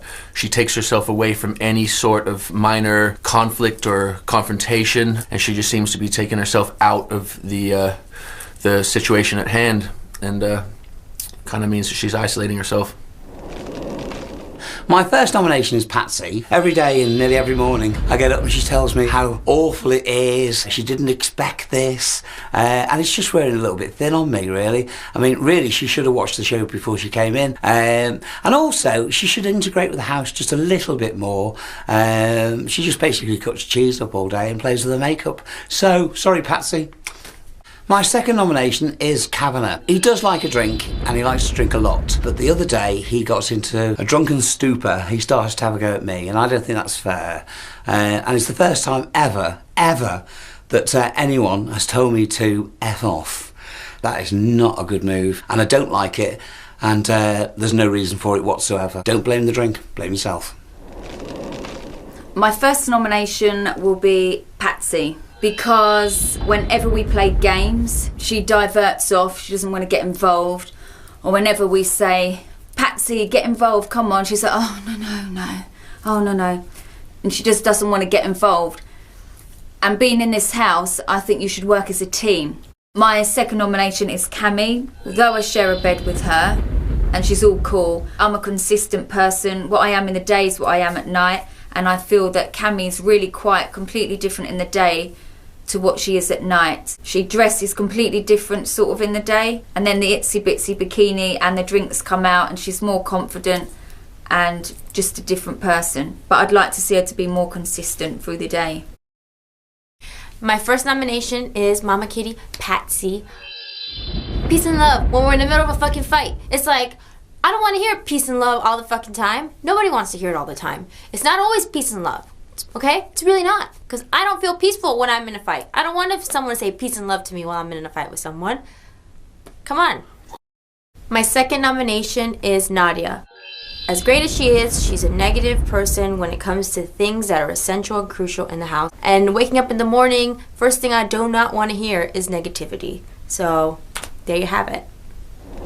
My first nomination is Katie Hopkins. She is two-faced and therefore very untrustworthy. In Katie Hopkins' world, if you don't agree with her, then you are not with her, and it's as simple as that. Everything has to be black and white. My second nomination is my dear friend Patsy Kensit, who every single morning wakes me up between 5 and 6 o'clock in the morning. I am literally exhausted. The thing is, if you're tired all day in here, as well as everything else, with all the irritations and with all the anxiety, being tired just is really destructive. It has a knock-on effect on the whole day, not sleeping. My first nomination is Patsy. I love her. She's so sweet, but she is not in here at all. I'm not even saying she wants to go home. I'm just saying she's not in this at all. Blank slate. She's not right. I feel like there's a level of commitment from everybody, and I don't feel like she's mentally there anymore. My second nomination is Nadia. I feel like she's got control issues. I feel like when I have an opinion, before I even finish the opinion, she'll jump in and shut it down, or she'll jump in and cut me off, which is fine. We can all get our point across, but you don't have to interrupt. You don't have to always be in control, and your point is not always right. It's frustrating. My first nomination is Miss Katie Hopkins. I don't like living with her opinions. I mean, the list is endless of toe curling comments, and I find it very difficult to be around the opinions. This is the show, this is the game, and we're never gonna agree, so we agree to disagree. War is over for me. Give peace a bloody chance. Patsy, could you give the name of your second nomination and your reasons for this nomination? Okay, my second nomination is Nadia. Nadia and Katie clash. I can't bear the rows, I can't bear the shouting. We just don't have it like, I don't live like that, I hate it. Can't bear it. My first nomination is Patsy. She doesn't involve herself in anything in the house, really. She doesn't really have an opinion on anything. And it would be nice to see Patsy speak her mind properly, and I don't think that she's done that. Second nomination is Nadia. Wonderful woman, amazing cook, but I feel like she has made me feel guilty by not speaking to her as much as she thinks I should have. I think what she has to take into account is that she's been by Perez's side 24 hours a day. He's 37 years old, and although he's been good the last few days, if she really wanted to come and speak to me, then she should take the time out and give me fair time to get to know her, as she has with Perez. And that's given an uncomfortable atmosphere now between me and her. That's what I feel, and it's uncomfortable to be around. My first nomination is Patsy. Patsy believes in peace and love. Patsy seems to be incapable of living in the Big Brother house and finding the fun. She can find a lot of peace and love, but frankly I'm a bit tired of living with Yoko Ono dressed as a French onion seller, so I'm done with Patsy.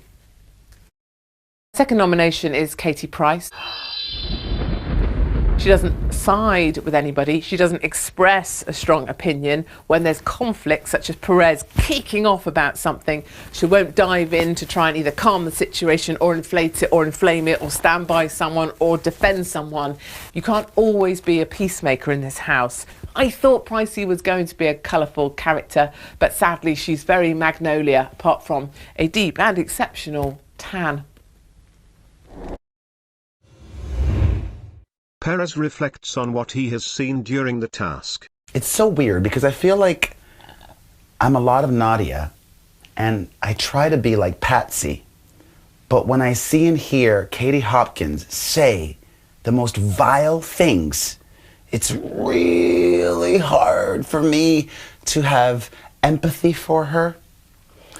And I think I'm going to need to have to reapproach how I handle her in the house. I'm done being done with her. I'm coming for you, Katie Hopkins. Watch out. I'm fucking good. Ooh. Thanks for the Prosecco.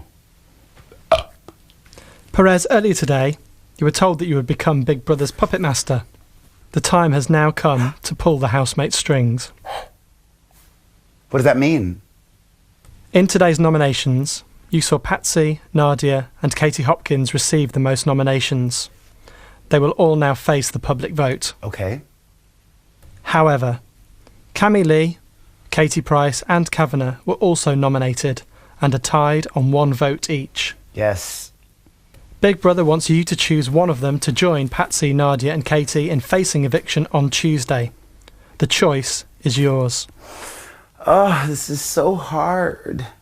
Not. Perez, what are you thinking? I choose Cami Lee, duh. Cami Lee despises me. She's said so to me repeatedly. Additionally, Cami Lee continues to be a mean girl after I've left, and I don't think she's going to change. And as Katie Price herself has said, during the day, she's boring as fuck. And she only gets a little excitement and vigor after she's had some drinks. Honey, Perez doesn't need alcohol to be fun. I piss fun when I go to the bathroom. I am fun. You? No. You're out of here. Bye-bye, Cami Lee. Ciao, chola. Patsy gives her thoughts on the upcoming eviction. Would you be sad if you left the Big Brother house tomorrow? Yeah, I'm sure I will miss it. But equally, I think 3 weeks is, it's felt like a really long time. And there are some people that I really, really will miss in here and will stay in contact with, definitely. Definitely. Such a unique experience. I'm so lucky to be here, actually. Thank you.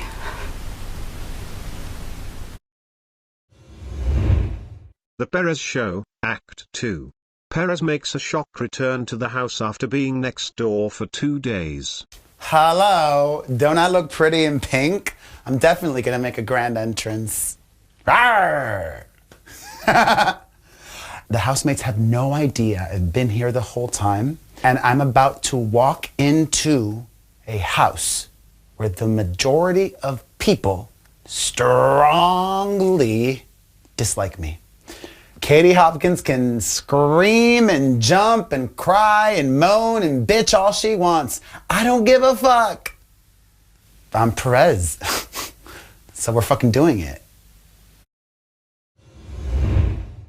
Cami gives her thoughts on Perez's return to the house. Big Brother, you got me fucked up bringing his ass back into this house. I knew it. I knew y'all were so sneaky. And then I thought, oh, it's been 2 days. Sure enough, his ass is back in here, screaming, doing his thing. Oh my God, what have I done to deserve this? I wish I would have left now. Now I'm like, girl, bye. I wish I would have left. This is so ridiculous. Why would you bring him back in this house? If he comes at me again, I will go hood real fast, because I saw that he said he nominated me. I cannot believe Big Brother brought his ass back into this damn house.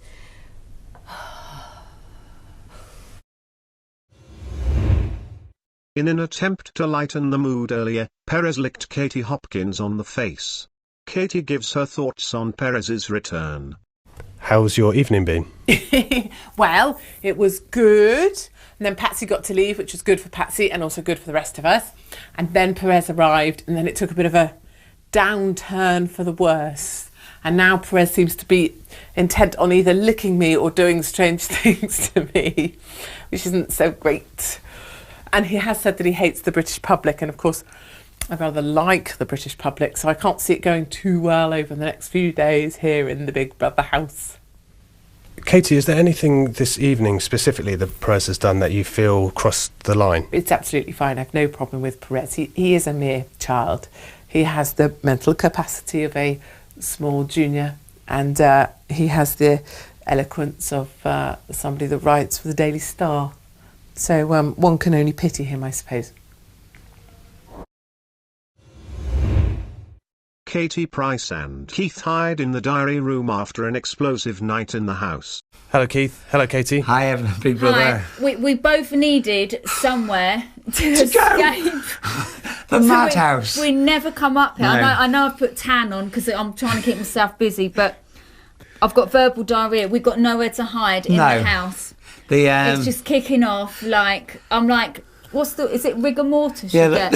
Well, you're like that. Like, that's how I'm getting. It's so stressful in here. Big Brother's played the greatest trick of all It's time. brilliant. I can't tell you. I'm trying not to look anywhere because I'm waiting for someone to go, well, what are you laughing at? And I'm like, I'm nervous. Yesterday Perez licked Katie Hopkins. Before you entered the house, the rules regarding unacceptable language and behaviour were explained to you. Yes. At 10:42 last night, during an argument with Katie Hopkins, you said, let's hug. Katie said, no, fuck off, you said, and then at this point, you then leant in and appeared to lick Katie's face.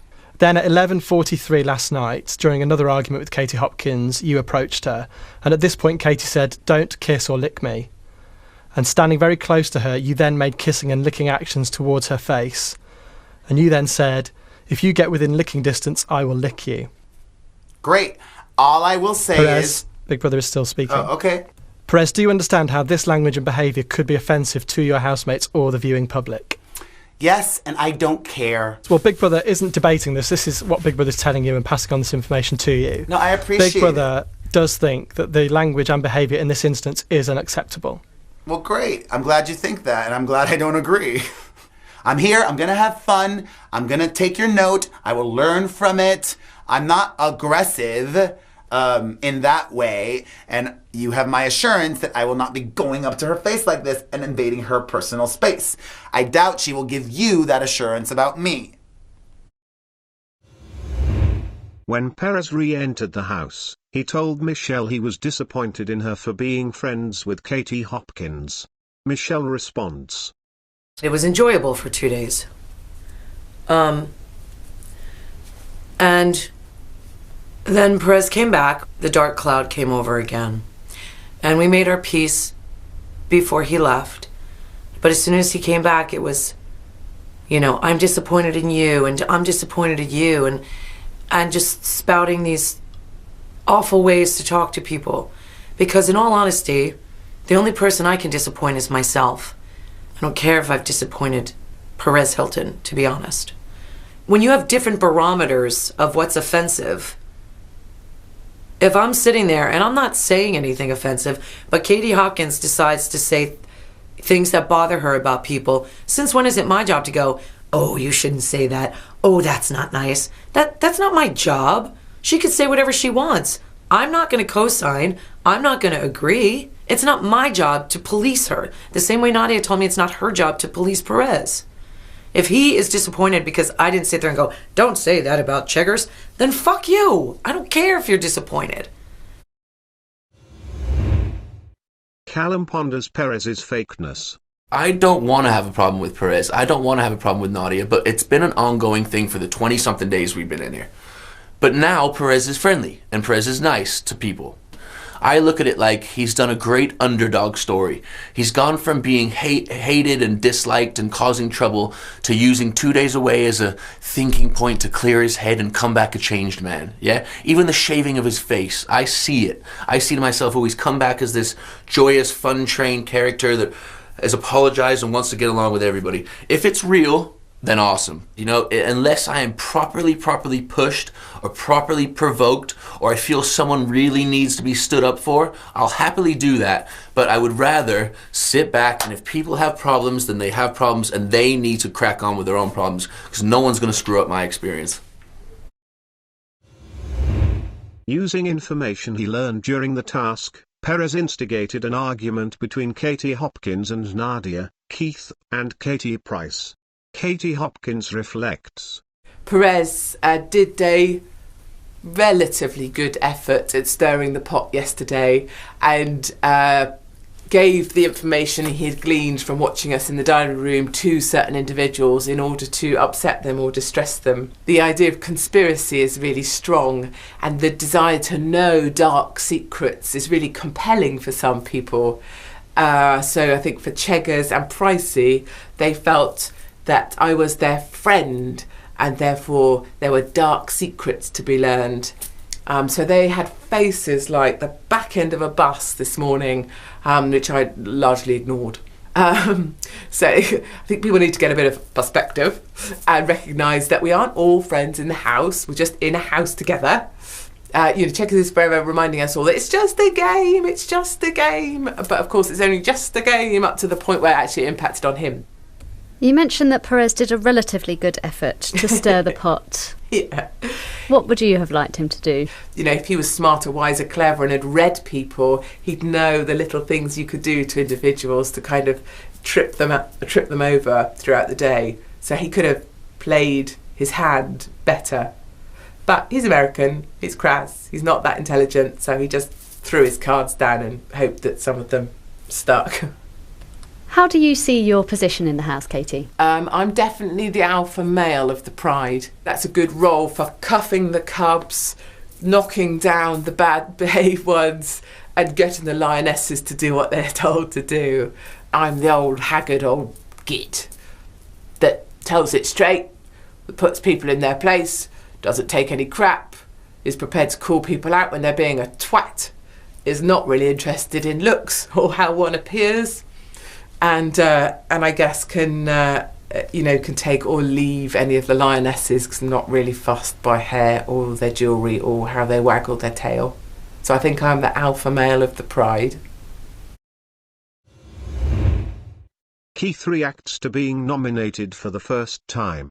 Keith, how do you feel about the people that nominated you? Oh, no problem at all. You know, it's all part and parcel of Big Brother. It's quite tough to have people that you know and hopefully made friends with nominate you. But they've said some quite constructive things, really. If people do pick up the phone, I'd be so chuffed, I really would, to know that people out there are...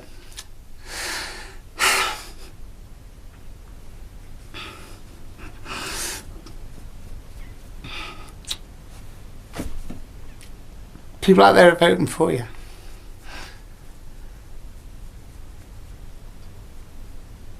I'm going to say something. Whew. It's okay, take your time. Whew. Been very lucky over the years that the public have been really good to me. And forgive me for a lot of stupid things I may have done over the years. And I appreciate that. The voting, whatever way it goes, I'll be happy. When Perez re-entered the house, he instigated an argument between Katie Hopkins and Nadia, Keith, and Katie Price. Perez reflects. Does it feel like a different house since you've come back in?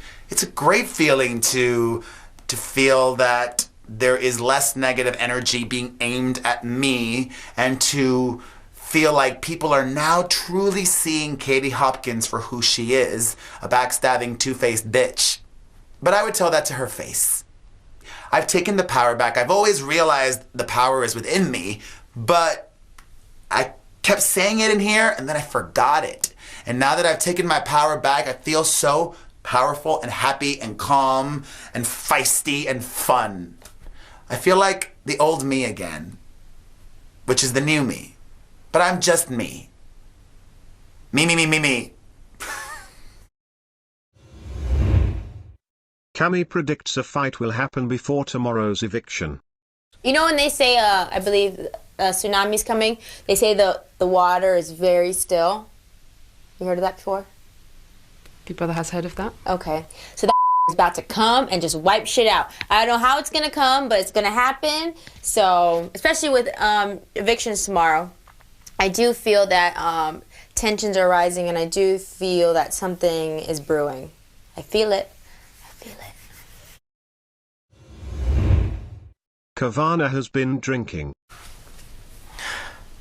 Hello, Kavanagh. Hi, you alright? How are you? I'm good, actually. A bit pissed. The booze has run out, so how can you start a party at 7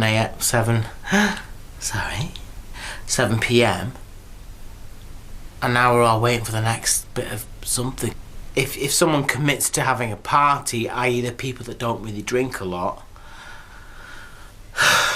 obviously not me, then it's a bit depressing when it runs out and then they go, oh, I'm going to eat some food and go to bed. So I think we need to keep the momentum going. Last night, Kavana drunkenly attacked Keith after he thought Keith was making a dig at him. Oh, big brother. How are you feeling this morning? Bit rough around the edges, but I did have a ball last night, even if it was just for myself. Can't remember some things, to be honest, but I definitely had fun and maybe overshadowed Perez a little bit in the entertainment factor. I don't think he's too happy about that. But, you know, if it takes copious amounts of alcohol for somebody to then go, you know what, this is not all about you, I'm going to have centre stage. And that's what I did. And I think after 3 weeks and 1 day, I'm going to take centre stage for a while. Calum has come to the diary room to cool down after an argument broke out in the kitchen. Let me tell you how I'm feeling.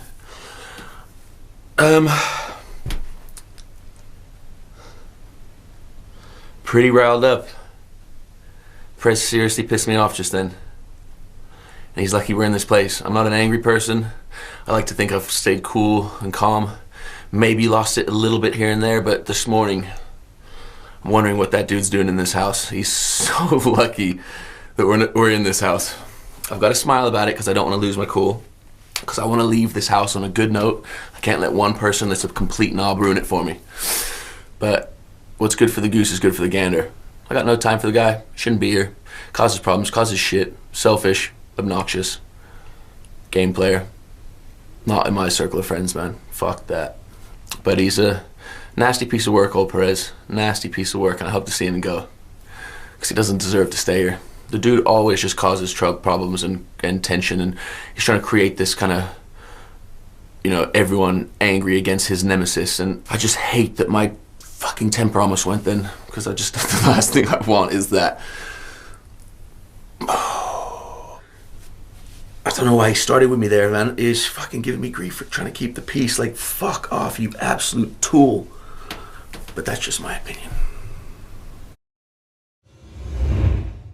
Perez makes a joke out of his use of sexually offensive language. Hello. Hello, Perez. Hello. Perez, before you entered the Big Brother house, the rules regarding unacceptable language and behaviour were explained to you. At 11:07 this morning, during an argument with Calum about turning the bedroom lights off and keeping the peace in the house, the following was said. You told me to shut up. Because you told me not to keep the peace. Great. You told me that's not to keep the peace. Is that your job? Well, yes, some people want me to. Well, I don't. Okay. I don't need you to keep So then you be the peace dick. for me. You be the dick. It's I no will problem. be. I'll be the huge dick. I'm glad you take that role, Great. mate. You play it fucking well. Great, I'll shove it up your ass. Excuse me? I said I'll shove it up your ass. You what? I will shove my Don't huge fucking dick speak to up me like your that. ass. Stop. Hey, sort this fucking guy out. Don't speak to me like that, bro. I'll shove my huge dick up your ass. So which word was unacceptable? Perez, do you understand how this language could be offensive to your housemates or the viewing public? I understand that Calum calling me a dick could be offensive to me, and I could understand how me repeating Calum's word could be offensive. Tell Big Brother about your use of the phrase, "I'll shove my huge dick up your ass," that you said to him. I was speaking figuratively, not literally, but if you want me to try and he's open to it, I'm game to try. Perez, this is a serious matter. It is. Calum calling me a dick was seriously offensive to me, and I think you would agree with that, do you not? Perez, Big Brother thinks your language in this instance was offensive, threatening and unacceptable. Okay. Are we done? No. As a result of your use of offensive and threatening language to Calum, Big Brother is giving you a formal warning, and Wonderful. This is also a final warning. I love it. If you use this kind of language again to a housemate, Big Brother may have no choice but to remove you from the house. I would love to go out of the house this way. Perez, you can return to the house now. Thanks. Earlier the other housemates noticed Keith has stopped doing the dishes since he has been nominated. Keith gives his side. The toilets really do need a clean. I haven't done them for 2 days. I've let them all get on with it and they hate it. I can see them walking in, looking at the sink and it's full of knives and forks, thinking, oh, Checkers will wash that, and I'm not. I don't want them to struggle, but I think they are struggling. But I just thought I'd make my presence known for a change rather than being taken for a ride. It's the first time you're facing eviction this evening, Keith. Yeah, do you know what? I'm not really... God, it sounds big-headed, doesn't it? I'm not really worried, really, because it's part of the show, isn't it? And everything that's been thrown at me on Big Brother, I've loved. I really have, even the difficult things and testing times, because it's all part and parcel of the show, isn't it? I had a bit of a row with Katie this morning, which I was quite chuffed about, really. She's like a pack of lions. She sort of stalks her prey, and then she sort of like gives something sarcastic and rude, and then she walks away, and then leaves us all arguing. It's a game that I've seen an awful lot during my time here. Where does your relationship with Katie Hopkins go from here? Oh, fine, carries on as per normal, but I'm not going to give her the benefit of the doubt ever. If she has a go at somebody else, I'm going to fight back on their behalf or either my behalf.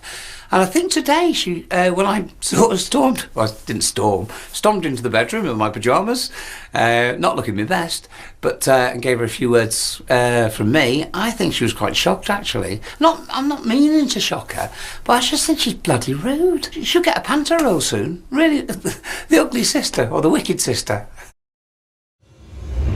Earlier tonight Nadia was evicted from the Big Brother house. Perez laments. How do you feel about what's happened tonight? I'm very happy for Nadia that she wanted to leave almost as badly as I did. How do you think Nadia leaving will affect the rest of your experience? I have no idea how Nadia leaving will affect the rest of my experience because I haven't experienced it yet. Could you theorize? I could, but I don't want to. I'm genuinely very fucking sad that Nadia is gone.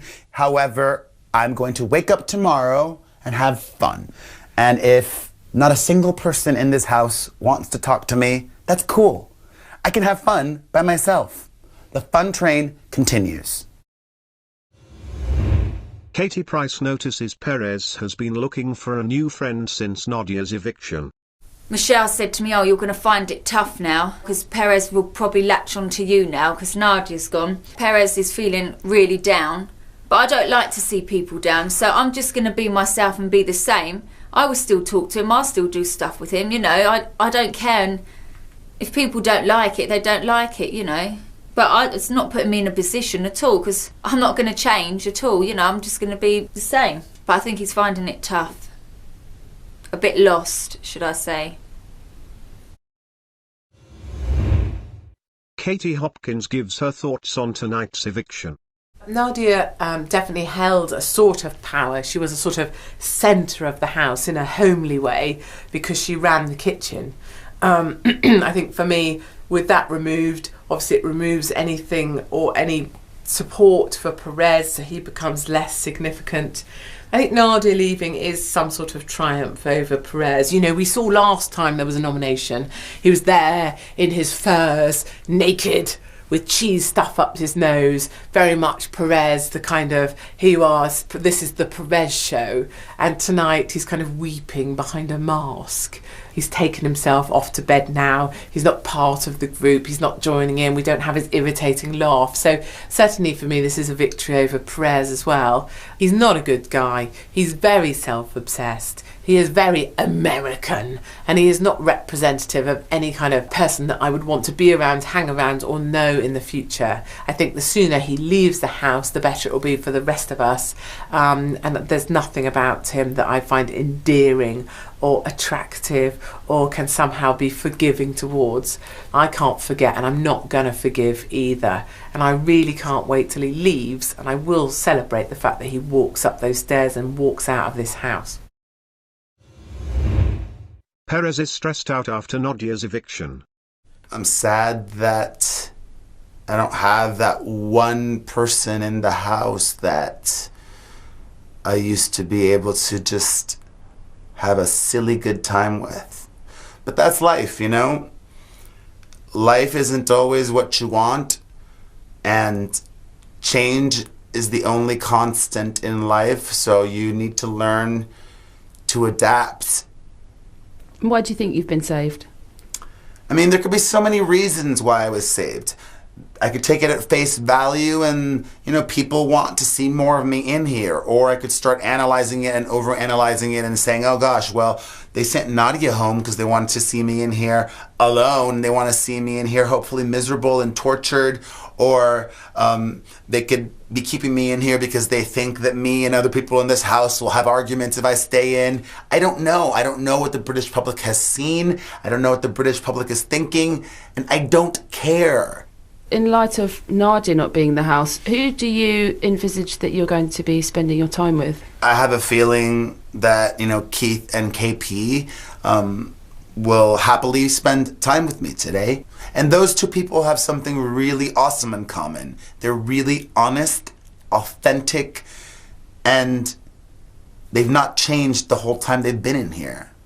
But I'm prepared to spend time alone. I can survive and thrive in here by myself if I have to for 6 more nights. Calum is satisfied now that Perez is miserable without Nadia. Nadia has gone, which leaves kind of Perez by himself. It must feel pretty lonely, good. He must feel pretty isolated, good. You know what I mean? Like, you've set yourself up for that one, buddy. Deal with it, you know? As much as I hated the tension Perez caused in this house and I hated the drama, I still was a dude that talked to Perez. And his argument with me yesterday morning was a schoolboy error on his part, because it means I now have no time for him. You know, you let those things go eventually. It was an insult to me, for sure. But, like, you let those things slide. Like, I cooked dinner last night and I cooked some for him just to say whatever, you know what I mean? But he chose not to eat it, so maybe that's where he stands, so be it. I could give a shit. Let him crack on having no mates for the rest of the show. I mean, it sucks to say that, but he's made his bed, he's got to lie in it. No sympathy from me, big brother. Perez has been drinking.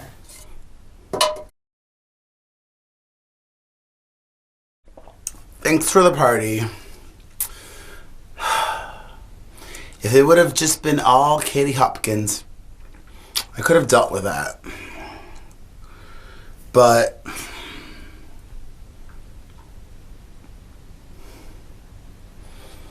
to have so many people hate me, the only way to describe it is traumatic. So I'm looking forward to Emma and our interview. I did want to make it to the end. I did want to win or be one of the final 4, but the only way to describe this experience for me has been traumatic. You've done this for a long time, but there's never been a house like this. And I've been the brunt of so much negativity and hatred.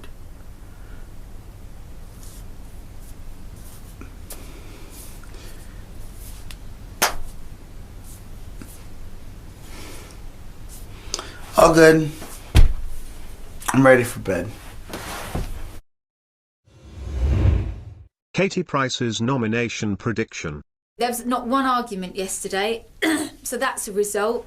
So hopefully today would be like that, but I doubt it, not if we have to do nominations. I have noticed that people are changing a bit to become nicer, probably because they don't want to be put up for nominations. How sad is that in the bigger picture?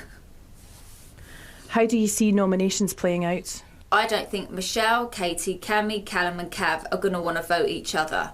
They're going to find it very hard to vote each other because they all come friends and I don't think they want to upset each other. So I guarantee I'll be up Tuesday.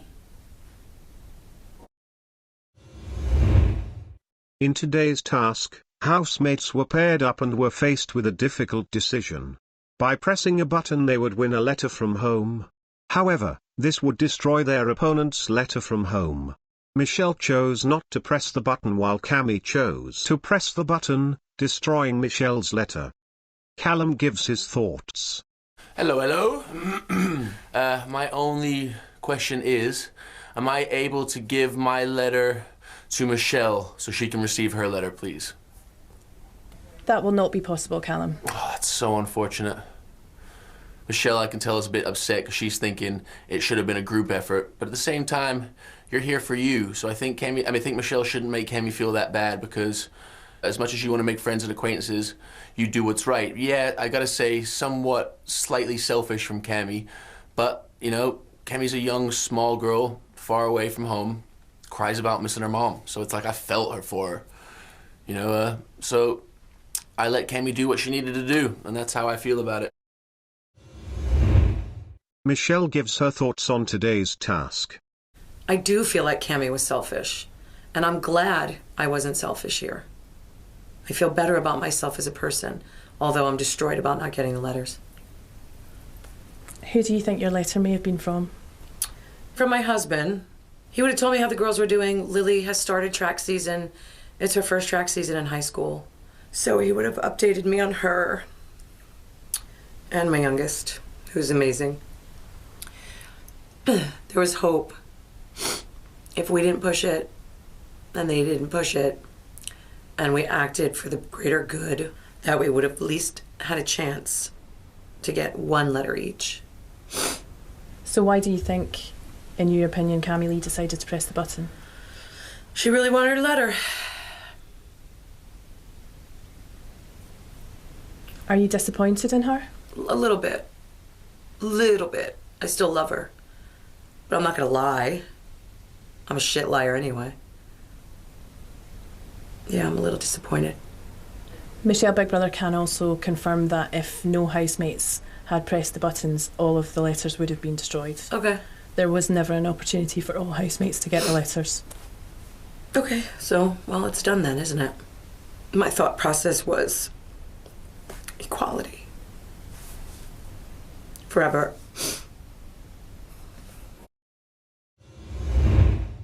Cami gives her thoughts on today's task. How do you think the other housemates were feeling when yours and Callum's letters were being read out? Well, Calum's was fucking like Shakespeare, which was amazing. I think they were upset, especially Michelle and Katie Hopkins, I could tell, was very upsetting to them, and I felt really bad, which, you know, it hurts to see them hurt because I do have a companionship with both of them. You're so concentrated and focused on what's going on in this house, which is so senseless and so stupid and so irrelevant, that you forget the people that really do matter and the people that really you should care about. So has it given you some perspective? It's given me hope. It's given me more strength. It's given me more coal,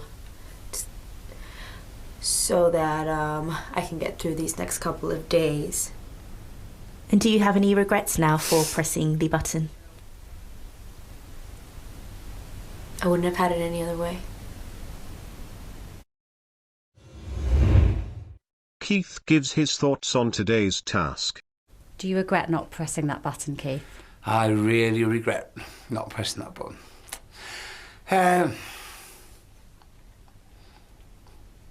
Oh, you've been great to get a letter from home. But come so far, it'd have been tough to read it, really, or hear it read to me by somebody else. Because, yeah, anyway. But, yeah, I do regret it a little bit, but I'm not gonna, I'm not gonna try and think about it, and yeah, just carry on in my normal way. Kavana receives a task. Hello, Kavna. Hello. It's the last week. Will you feel emotional leaving Big Brother? I think I will be a bit sad to go. Well, today, Kavna, Big Brother needs you to get really emotional. Oh, God! Big Brother! Big Brother has a secret mission for you. Huh? Okay. You must get so emotional and teary with 3 of your housemates that they give you a comforting hug. So no pressure then. Earlier Keith believed everyone moved on too quickly after Cami's eviction. Keith defends his stance. You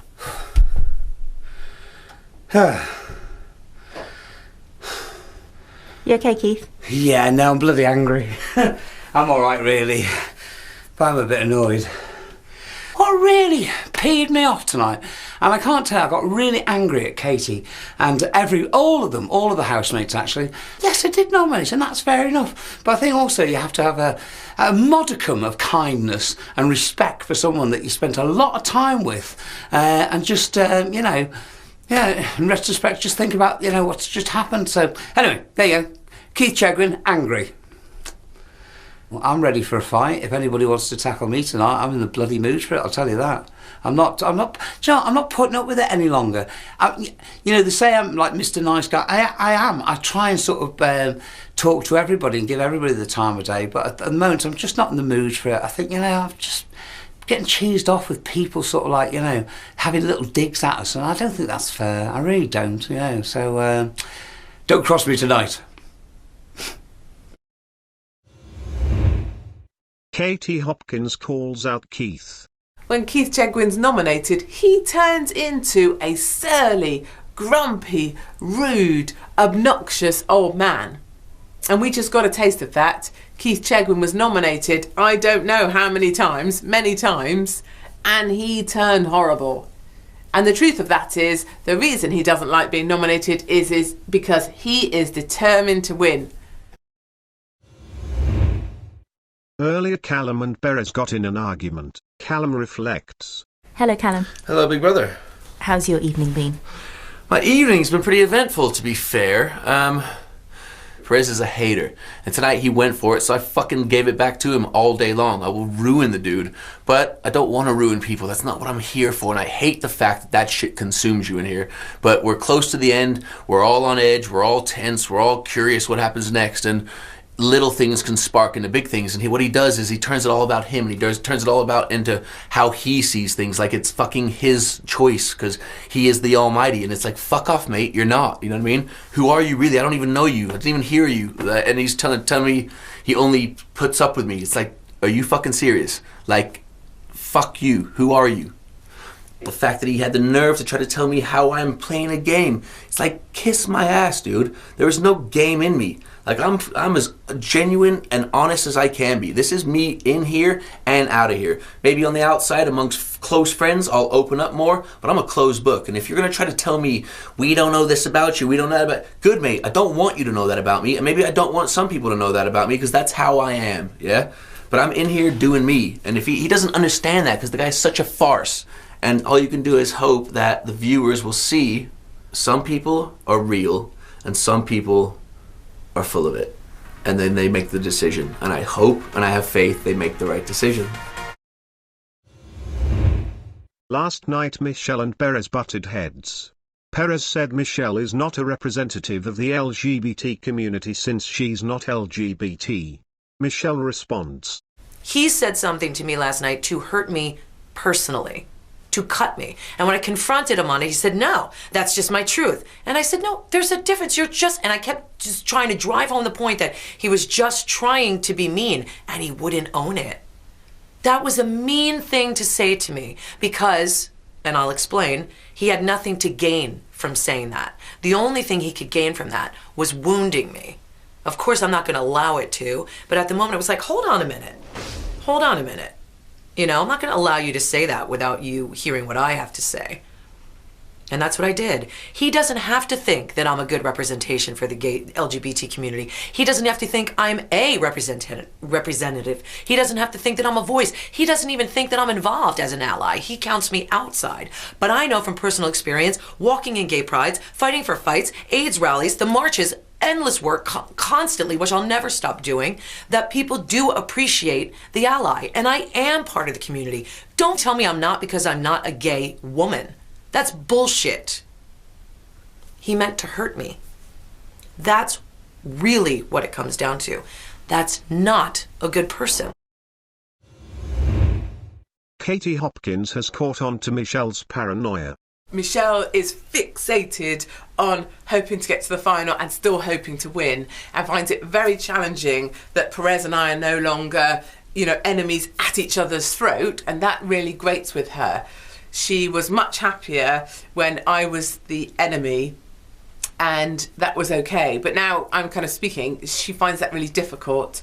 I think she finds it a bit of a threat to her place in the final, and she's very concerned about whether she'll make it to the final or not. So that's absorbing her whole mindset at the moment. So in a way, I can kind of, for the first time probably in the house, identify with Perez.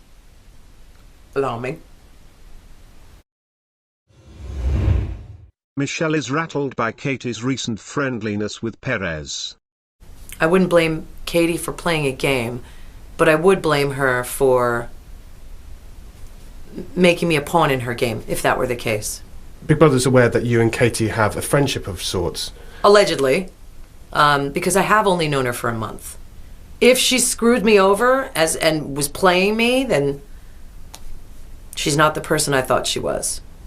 Her behavior yesterday was completely hypocritical, and I hate hypocrites. I hate it, which is why I had to walk out of that room. I will gladly step back and let the two people who did that go for it. Go for yours. You deserve it. Do you think that Katie is playing a game? Yes, of course. Yeah, from day one, I felt she was playing a game. I know she's playing a game. Integrity to me is the most important thing in life. If you say something but don't stand by who you are, what the hell is it worth? It's worth nothing. But some people don't care about integrity.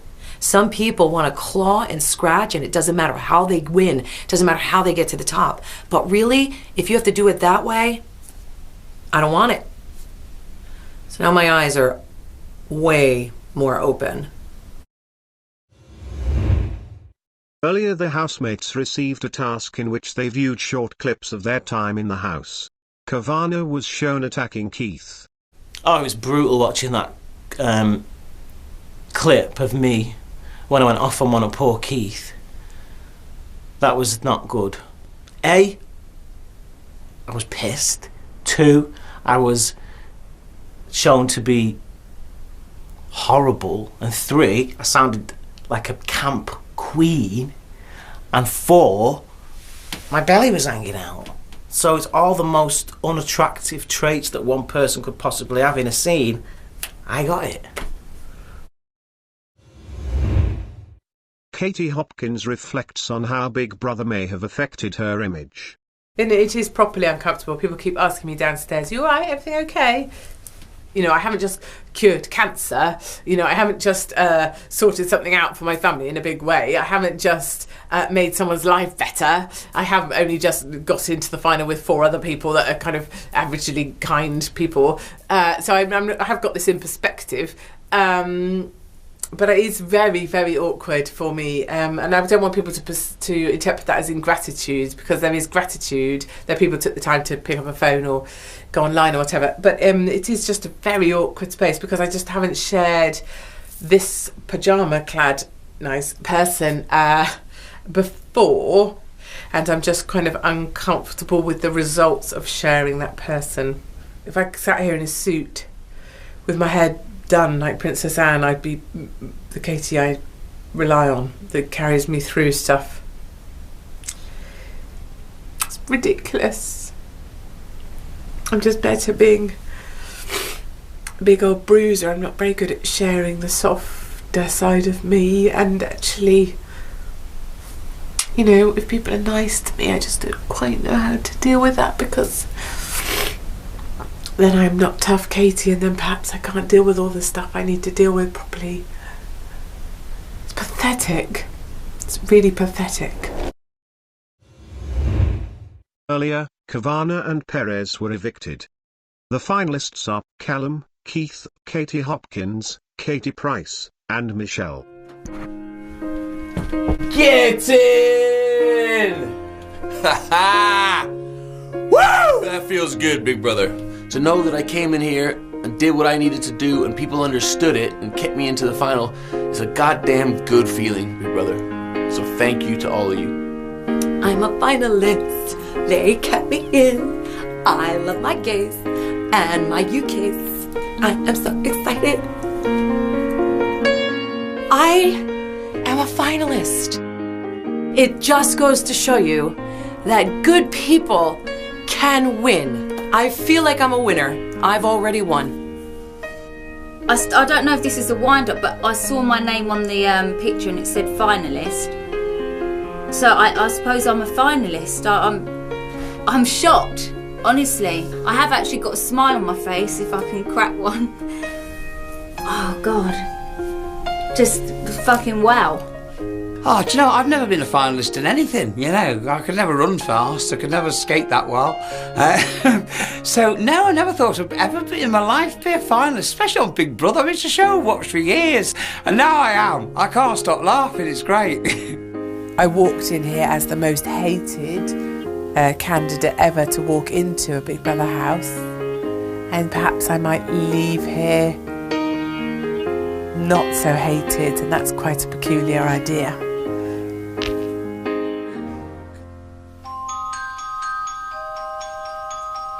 Has the twisted fairy tale lived up to everything you hoped it would? No, it's been shit. Yes! Brother, you sorry, go on. For those of us who've been here from day one, no Is that a dig again, Michelle? No offense, They Frankie. keep digging at me But- because you brought me in 10 days late. It's Listen, not my fault. listen, bitch, shut up! But I'm still here, so deal with it.